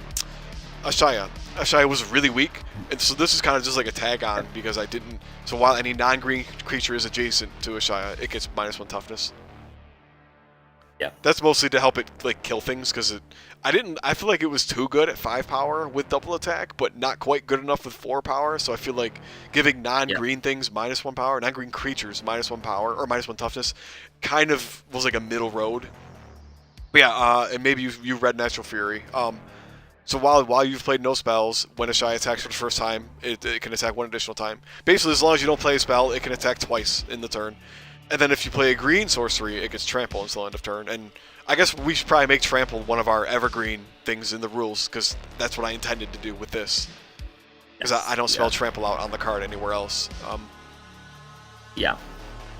And then I have Reach, which I've fiddled with Reach a lot as far as like making flying creatures so that they can't enter a space. Reach just like it's inconsequential. Like Reach has never made a difference, and it probably won't until we get a lot more, many more flying figures. Like I even played a game against Omnixilis, and it did not matter. Like Omnixilis just was able to fly around it and like just go destroy shit, and he completely demolished Nissa. It was just I can't make fly or Reach like do anything in particular as far as like anti-flying. It's not having like a good impact, and it's not my only focus, but it's fine. Anyway, go ahead. Didn't you just mean that she'll engage with anything that flies over? Because the text of flying normally says you pass over spaces. Yeah. Because you pass over, you don't engage with. Whereas Reach is anything that flies over, you will engage. Sure. We could do that. Is that what you wanted to do? That's fine. But again, I used Omnixilis, who's the only flying planeswalker. Reach, even in this, where like I said, like for each space that you pass over, like you basically gonna leave an engagement. Was what I was going for. It never even had any effect. Like Omnixilis has enough move where like he was able to fly around it and like not really have a problem. I see. It could take more playtesting. All I'm gonna say right now is like there's not enough powerful, I guess, flying figures that like this has made a difference. I played against Chandra too, but it's like Flamewind Phoenixes don't even really care. Like if they die, they die. Like they're cheap. They're just cheap, shitty creatures. Yeah. They're cannon fodder anyway. Or at least that's how I play with them. With just one figure, most stuff would either fly around or not be bothered. It wouldn't be expensive enough to bother. I think so. That's where I am right now. Right? Is that like? So, did I try? I don't think I played against Evasian or the core captain. They are the other two. Like I guess they're like the more expensive flying figures that I can think of. But with like Omnixilis is the flying planeswalker, which I feel like this should be the best against him. And like I intentionally tried to use Ashaya to be like I'm gonna put Ashaya here to like cover this flank, and then Omnixilis just kind of goes around and. there was enough meat in the way, like between the zombies and like the tree, like this is tree that I had summoned. It was kind of in the way. Like I couldn't get Ashaya to recover like the other side because zombies were in the way, the tree was in the way, and I think I put the Elf Rangers there. It was one of my streams. I'm pretty sure I streamed it. And if I didn't, oh well, you'll just have to take my word for it. But it was very much like, yeah, Reach. I don't know how to make Reach work right now. Or maybe it did its job in making Omnixilis take a very small detour, but I don't think it was very impactful. How about that? Yeah, I guess that's the. Yeah, I don't know how much impact it would have. And that's fine. If it has to remain a low impact thing, and I have its cost at 150, I've bounced anywhere between 130 and 150 because I'm trying to keep it around the same as the Eldrazi Ruiner, but whatever. I don't know. It's probably supposed to be slightly weaker, I imagine, than like a big fat Eldrazi. Yeah. Anyway, what do you think of it? Yeah, I think it sounds good. But yeah, I like it counting as a tree for all the synergies. I think it's cool. I really like it, yeah, for that. Yeah. And just being, a big creature is what it needed to be. Okay. I'll move on. I think Natural Fury wording... I was going to say something about the wording. Go ahead. Yeah, I don't care.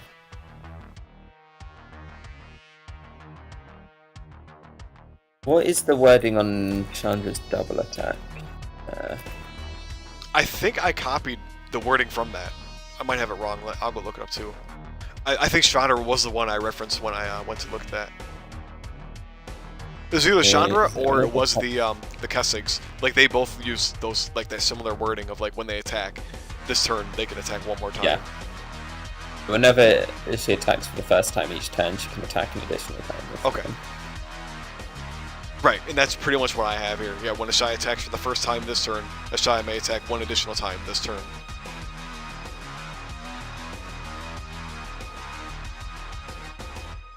Yeah.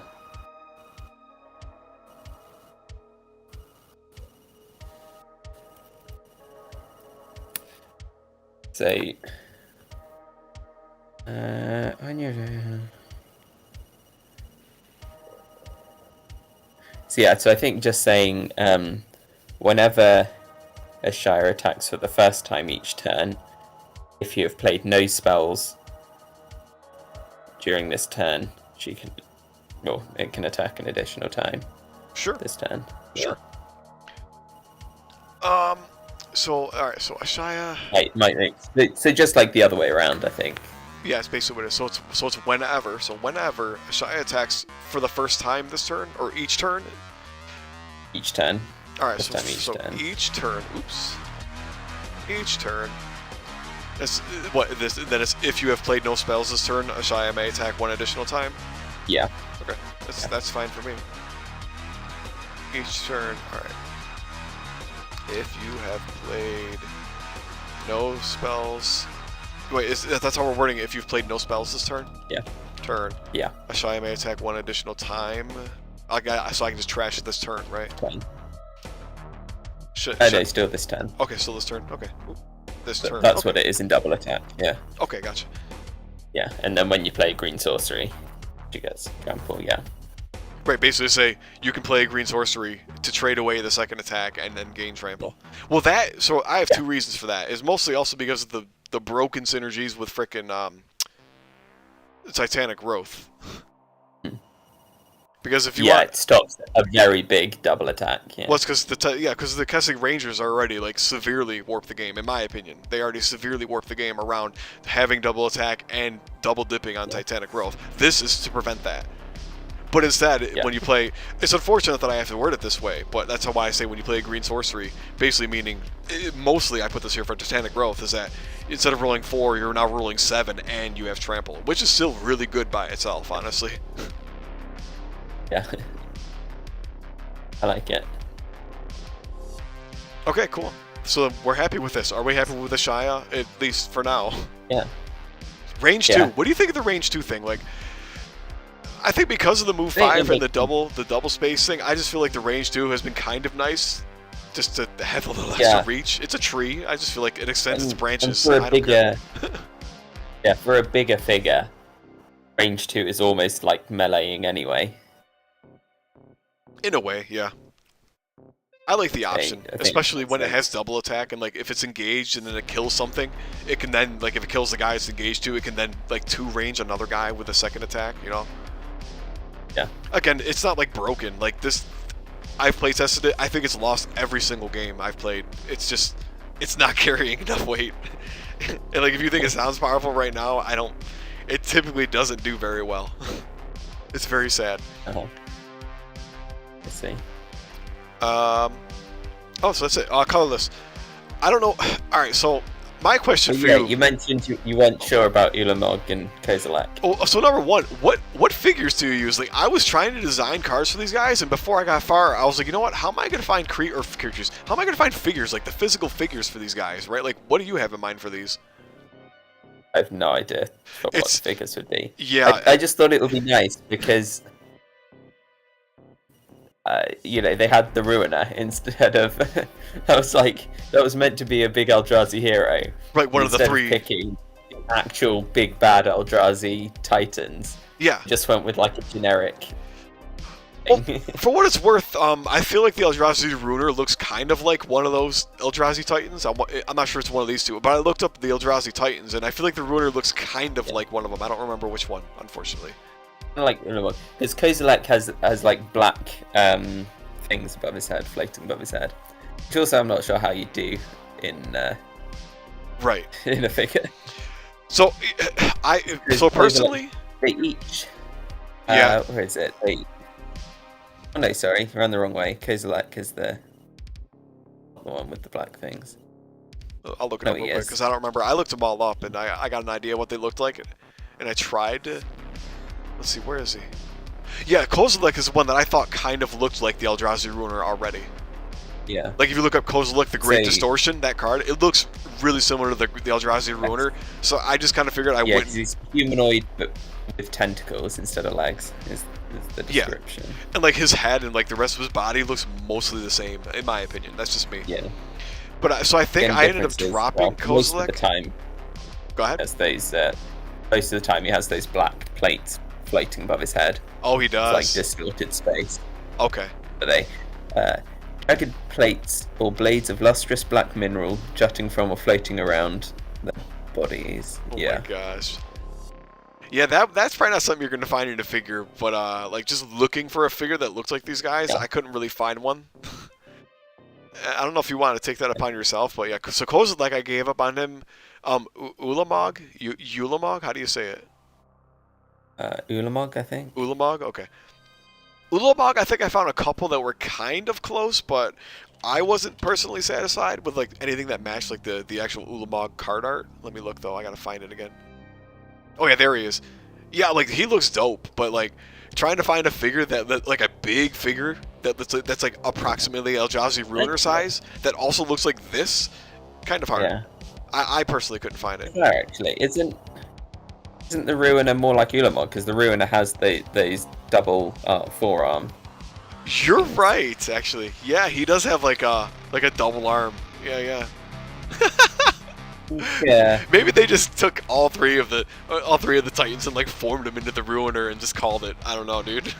You're right though. Yeah, I didn't even notice that. I think, if anything, yeah, the Ruiner is mostly Looked like him. looking like Ulamog.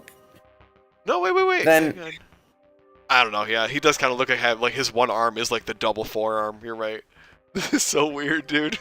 But I feel like the Ruiner's head looks like the other one, Kozilek. That's so funny. Yeah. Like Ulamog looks I like too mean- skinny compared to the Ruiner, though. Yeah, maybe, I guess, yeah, because we wouldn't do Emrakul either, because they didn't appear till Shadows over Innistrad. Yeah. Maybe, yeah, they would be too big of a... They'd have to be more powerful than Ruiner in game, and like in terms of lore, they're extra planar beings, so they're more powerful than like any planeswalker or anything pretty much in existence. Yeah. Because the attempts to defeat or imprison them took like multiple planeswalkers and came at great cost. Well, that's what that Ruiner takedown scenario is supposed to emulate, right? Where like you have the 3 planeswalkers trying to kill the 1 Ruiner who has like 30-something life. Yeah, but so even the large Eldrazi spawn of them was still tough to take down, and it was like the planeswalkers were having to assist the regular creatures in just fighting the spawn themselves, not the actual titans. And it took like a massive team up of planeswalkers to even confront the titans. Okay. Huh. Because maybe we shouldn't touch them in terms of creatures. They use the Hydrons to recapture the Eldrazi, right? Or no? How does that battle end? Yes. Like when they refight these Titans? Because I know the Titans existed in the past and they were like entrapped by some magic and they just came out again, right? Like they just whatever. So centuries ago, Ugin, Sorin, and Nahiri trapped the 3 Eldrazi Titans on Zendikar. With those the Hedrons, right? The Hedrons, whatever they are? Yeah, using the Hedrons. So the Hedrons channeled the natural ley lines of the world. They formed a big network to trap the Eldrazi and pin them to Zendikar. Yeah. Because so the Eldrazi, they exist outside of the planes themselves. But they were like drawn to Zendikar, and then trapped there. Okay. And then Nicole Bolas tricked Nissa into releasing them from Zendikar, and then at that point Emrakul just leaves, which is why you don't see her till Shadows over Innistrad. But Kozilek and Ulamog started to devour Zendikar because it's a very mana-rich plane. They were just like in the time of their lives, really, just chewing it up. So and then they fight, right? So the Planeswalkers fight them. Like, do they kill them, or do they use the Hedrons to recapture them? Like, how does that go down? So they started out planning to trap them, and then just to complicate it a bit more, Nixilus, goes. What does he do? There's something.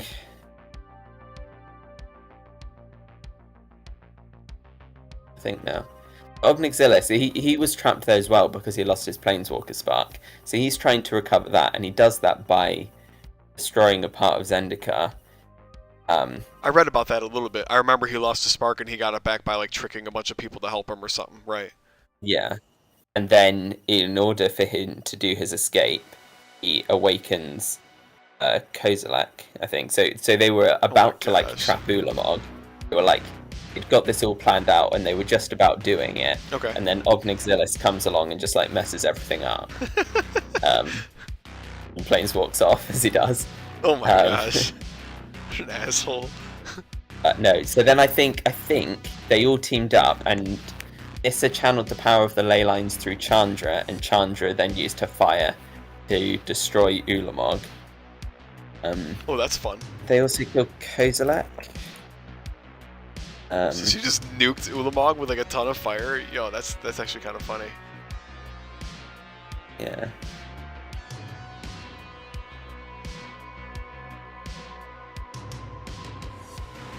Yeah, so both of them, got burnt. Oh, okay, so Chandra nuked them both. Holy crap. I guess the question was left as to whether, so they destroyed their material manifestation. I think Ugin then points out that like they're more than just what you can see. Yeah. Yeah, he mentioned I actually read it that he was talking to Jace, I think, and he was like, "Oh, he's like, what you just saw was equivalent of somebody sticking their hand in a fishbowl." And it's like you just saw their hand. Like you don't know what else is out there. Right. Yeah. Like he said, like you guys are like fish in a fishbowl, and all you saw was a giant sticking their hand in your realm, and he was like, you have no idea what else is there. I remember that. Yeah. That's why Ugin was steering towards trapping them rather than trying to destroy them, because he felt that whatever you did, you wouldn't ever be able to destroy them completely. So it was better to trap them. Okay. But so far, they ended up incinerating their material forms of Ulamog and Kozilek, and then Emrakul on Innistrad ended up in their battle think she decided herself to get trapped into the Hell Vault. Because I should remember the exact details. She ends up having a conversation with Jace, and deciding to, like, you know, seemingly willingly get trapped into the Hell Vault, rather than to face an onslaught from the Planeswalkers. Huh. Okay. And to bide her time for some future event. Okay. Okay. So, all right. Anyway.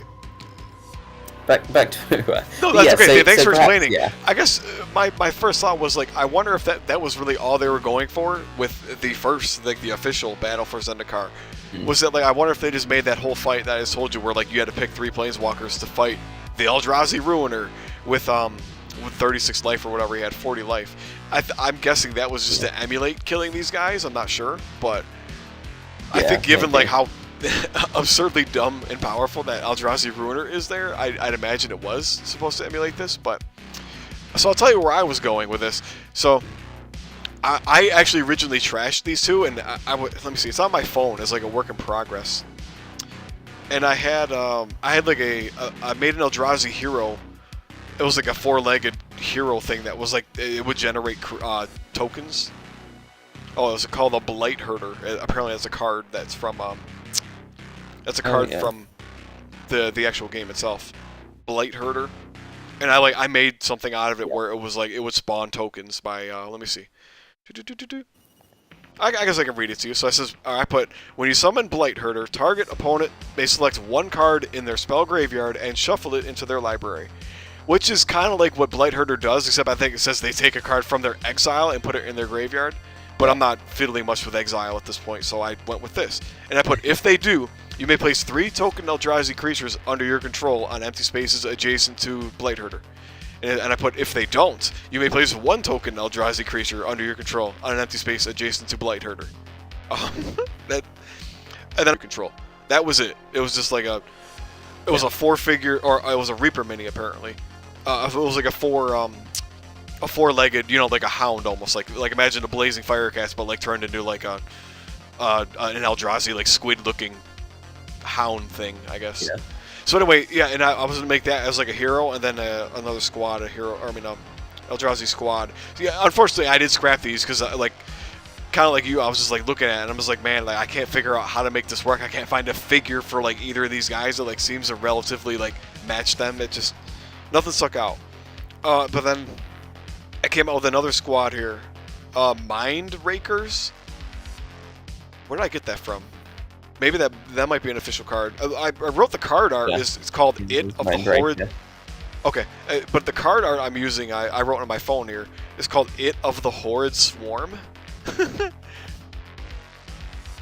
But it's just like it's like a centipede, Eldrazi, I guess. Yeah. So I found a figure for it. It was called a giant centipede from Dungeons Deep Pathfinder Battles.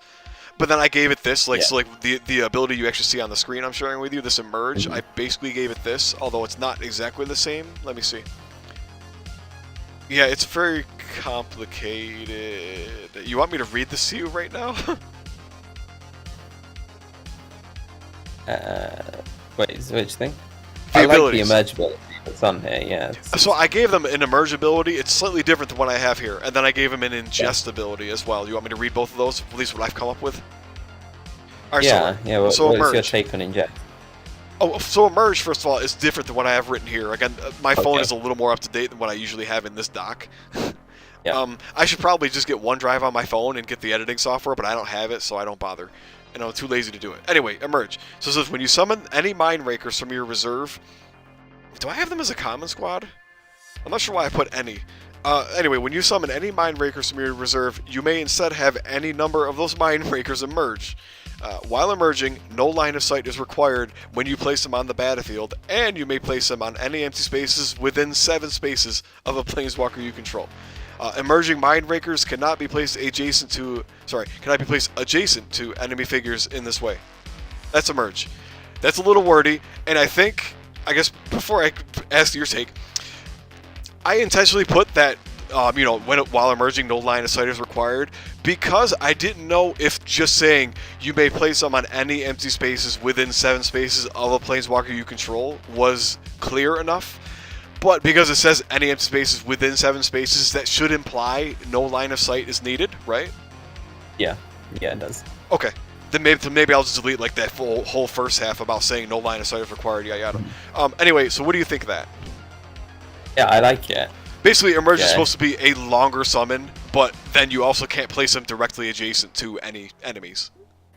Yeah, it makes sense, because that would be the biggest issue with long-range summons. It's just too easy. So alright, so if you like Emerge like that, like I got rid of the discard a spell card only because it just felt like that was a little too much of a cost, and I also reduced it from 8 back down to 7.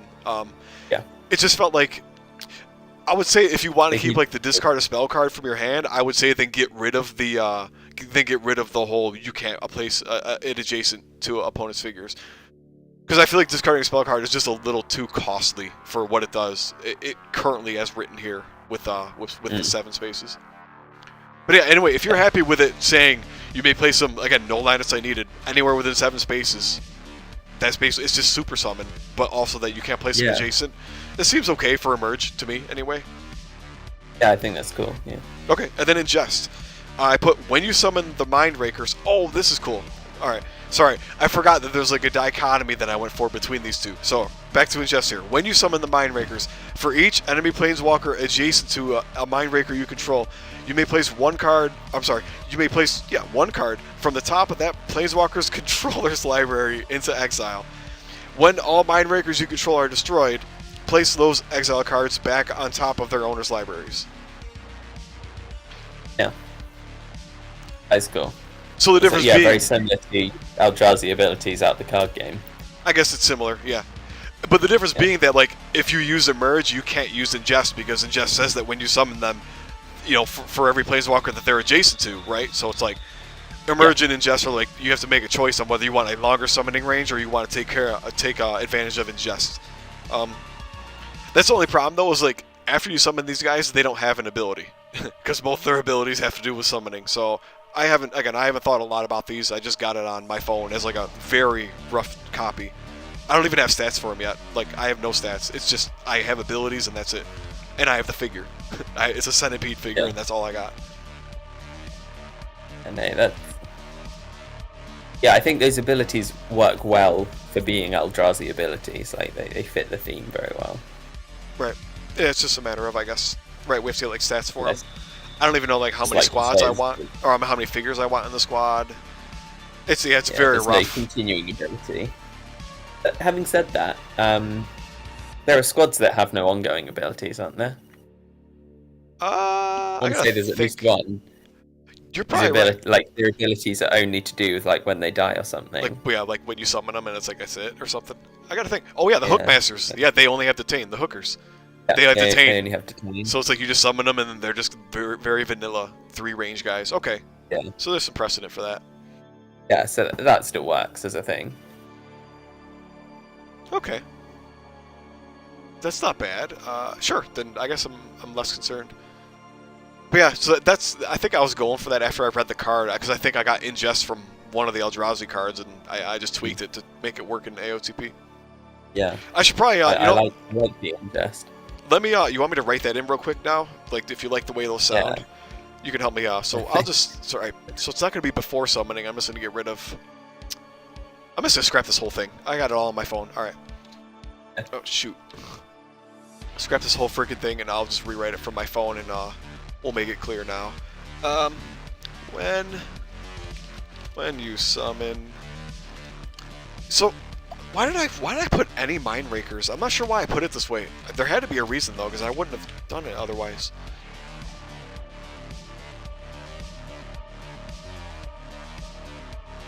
Because you can do partial summons. I think that must be the reason. Well, that and I think a better way of wording it is to say when one or more Mind Rakers enters the battlefield. Enters the battlefield, I think. It's not an AOTP yet. No, they don't use that word, that kind of wording. Such a nice phrase, though. We could use it if you want. Like, we can just say enters the battlefield just means effectively like when it's summoned, or you'd have to clarify that, I guess, because I don't know how to make that work and like how it the general context for MTG either. All right, we'll tweak it when we get there. Okay, because the distinction, no, it should be enters the battlefield, because that's always the distinction in Magic. Is some things trigger when you cast it or summon, and then some things trigger when they enter the battlefield, and they are slightly different timings. Okay. Because if something triggers on casting, like, well, say a spell, if a spell thing triggers on casting and then the spell gets Like countered or something. countered, and the casting trigger still happens, but the enter the battlefield trigger doesn't. Okay. That's the difference. Right.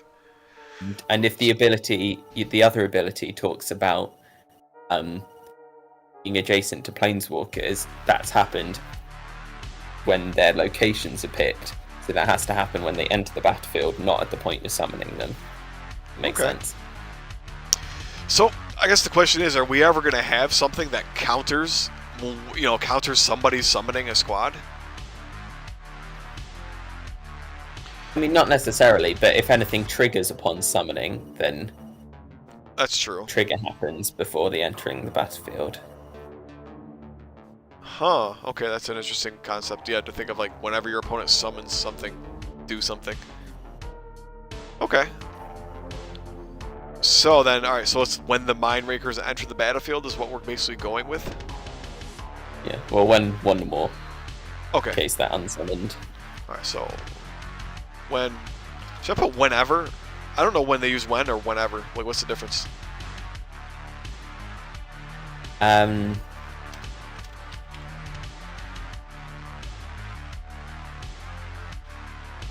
So, well, it's when it's enter the battlefield things for sure. But yeah, what is the actual difference? I think whenever is more for stuff that is expected to happen repeatedly, like whenever you attack. Oh, okay. Whereas when is like for things that are typically once only, but in theory can be more. Okay. That makes sense. I think that's the difference. Okay. So we don't want emerge to say enters the battlefield, because emerge is basically supposed to be like a replacement of summoning, right? Or it's like a super summon. That's usually what I call it. So do we want? So we want to leave probably when you summon from your reserve. That's basically the equivalent of saying casting, right? Yeah. Yeah. Well, you don't need from your reserve either, because summoning is only from reserve to battlefield. That's what summoning is. Yeah, you're right. Wait, that was dumb. Yeah, the hookers don't even say that. Yeah, I'm not sure why I put that then. Yep. So when you summon the Mind Rakers... So when you summon the Mind Rakers, yeah. Because you don't even need the any, because like you say, the core Hookmasters don't have any of that wording for partial summons, but if they were partially summoned, it would still trigger. Right. Again, I don't know why I put that. But again, this is like rough copy. Like this is probably like where I spent the least amount of time, because I was getting everything else done.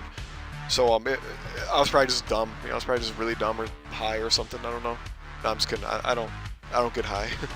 I mean, it said have any number of those Mind Rakers. Oops. Rakers emerge. Should I just put emerge in all caps or no? I don't know if I should. Or just like that. Oops. Does this work? Because it's not referencing the whole ability, so it wouldn't be in capitals. There is a... One sec, Luke. What?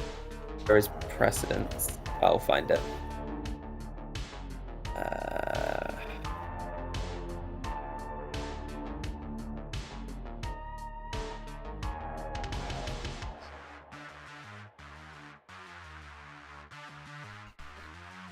Okay. My daughter's awake, so I'll take like another 5 minutes to do this. Sorry. Go ahead. We're gonna have to get ready to kill the stream in a moment here, though. Sure. So emerge. I'm trying to just have it like lowercase emerge then? I'm not even sure. No. There is a thing. There's an ability. Is it kicker? Because it's say while emerging, no line of sight. Oh wait, I'm not gonna go with that part. Okay. So it's more like while emerging, you may place them on any empty. Oops. Yeah, spaces within 7 spaces. Oops. You control. Okay. Oops. Emerging. Well, we can still reword this. Cannot be placed adjacent to enemy figures in this way, which we can probably reword that. Anyway, that's the gist of what we're going for. Yeah. Yeah, I think that is how it's phrased. That should be pretty decent as it is. Let's see. Okay, that doesn't seem too bad. And I'll put ingest in here. So it's when you summon. So this is where we're gonna have the when they enter the battlefield kind of deal, right? Yeah. And the mind rakers.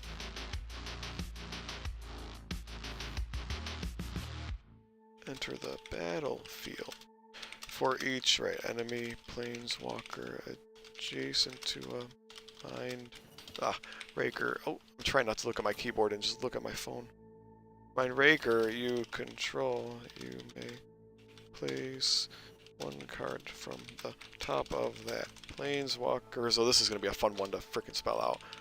Planeswalkers, and this is I hate trying to make this phrase work, but it is what it is for now. Controllers library into exile. When all mind rakers you control are destroyed, place those exiled cards back on top of their owners' libraries. Okay, now how do we better word this one? So for each, say don't make it optional. Just say place 1 card from the top of that. No, you don't. You So it's just not get rid optional. of you may. Okay. Not optional. Yeah, it's just let's just do it. Why would you not do it? Okay. So it's already restricted to only be your enemies. So. Hey, I like options. I like options rather than make it seem like it's mandatory. That's just me. Like, I like to make everything seem optional. I don't know, like if you're using Jace and you use the Lantern Geist and you know, they picked up, you know, that you left the card on top of their deck. I don't know. I like to make it seem optional all the time. That's my personal preference. So place the top card. Yep, place 1 card. All right, the top card. Less words. This is the top card of that Planeswalker's controller's library into exile. Yeah. Exile. I don't think this is like my only reference to exile. I think I've made on any of my customs, so this might have to change. I don't know. So, I mean, we could either have it as the first introduction of exile, in which case we would say exile the top card of that Planeswalker's controller's library. That's true. Rather than place it into exile. Or you could just say that card under the what the name of this was, but Mind under the Rakers? army card. Oh yeah. Oh, put it underneath. Yeah, because any ability that's like that in Magic the Gathering, that is what players tend to do just practically, just to keep track of what's going on. Oh, Even I like though that. they're in their owner's libraries, you still just like put them under the relevant card. Okay, that makes sense. I like that. Alright, so then place the top card of that Planeswalker's controller's library under the Mind Raker's army card. Okay. Yeah, and then when all Mind Breakers control are destroyed, you put dead destroyed. Oh, I did, yep. And then Dead destroyed, so when they're destroyed and they're dead. And then return the what would it be? Yeah, return cards exiled in that way, or in this way, back to their owner's library, something like that. Return those exiled cards. I feel like return should be the word used here. It would be put those any spell cards under no, that's getting too wordy. Yeah, just place those cards on top of their owners' libraries. Yeah, be what it was. So it wouldn't be exile though. Place. So place. Yeah. Should I just put those cards? I feel like that should be okay, those right? cards on top of their own as libraries. You don't need the back either. It's less wordy. Yeah. Wait. So when all my arrays you control are destroyed, place those cards back on top? Yes, wait, not back, right. Back on top? Okay. Place those cards on top of their own as libraries. Yeah. Okay. That seems alright. Well, I guess I should probably... At some point, I guess I'll go through and add them as that's their name with, like, the Mind Rakers and all that crap. But yeah, I don't know. So what do you think about that, though? I mean, that was just we kind of skipped here, but my thought was I'd probably just dump these guys, dump these two, unfortunately, but it's like... Yeah. Finding a figure for them was really... Because... Finding a figure to represent these guys was my biggest problem, which is where I just shifted to be like, let's add an Eldrazi hero and an Eldrazi squad, and like I'll just make a scenario that uses the Eldrazi Ruiner again instead. Yeah. I think, that's one big issue. And the other issue is that how to go about designing something that thematically feels like an Eldrazi Titan that isn't just so obscenely expensive or overpowered that it wouldn't be playable. I mean, that's what the Ruiner was. Like, the Eldrazi Ruiner is supposed to be like some big fat, he has, how much, like, what did I say, like 30-something life for like this scenario, but then you play like your actual like normal competitive game and he only has 8 life, and so he's more manageable that way. So it's like a thing where you can make the scenario, which is like, of course this is the true power of the darn thing, but then it's like, then we have the cut back version, which is supposed to be, you can still use it, but it's clearly not this gigantic monster that requires every planeswalker in the game to kill it. Yeah. But yeah, I think the Ruiner already kind of represents that, which is why, again, and I don't know how you feel about that, but I would probably, the way I was going to go was dumping these two guys and then just using one Eldrazi hero with that 4-legged thing that I mentioned, and then that squad that we just talked about. Yeah, I agree. Okay. So I'll scrap these guys for the moment, and I'll just put Eldrazi hero here for now, and I'll have to fill it in at some point. I'll just put hero. Screw it. One sec, Luke. What?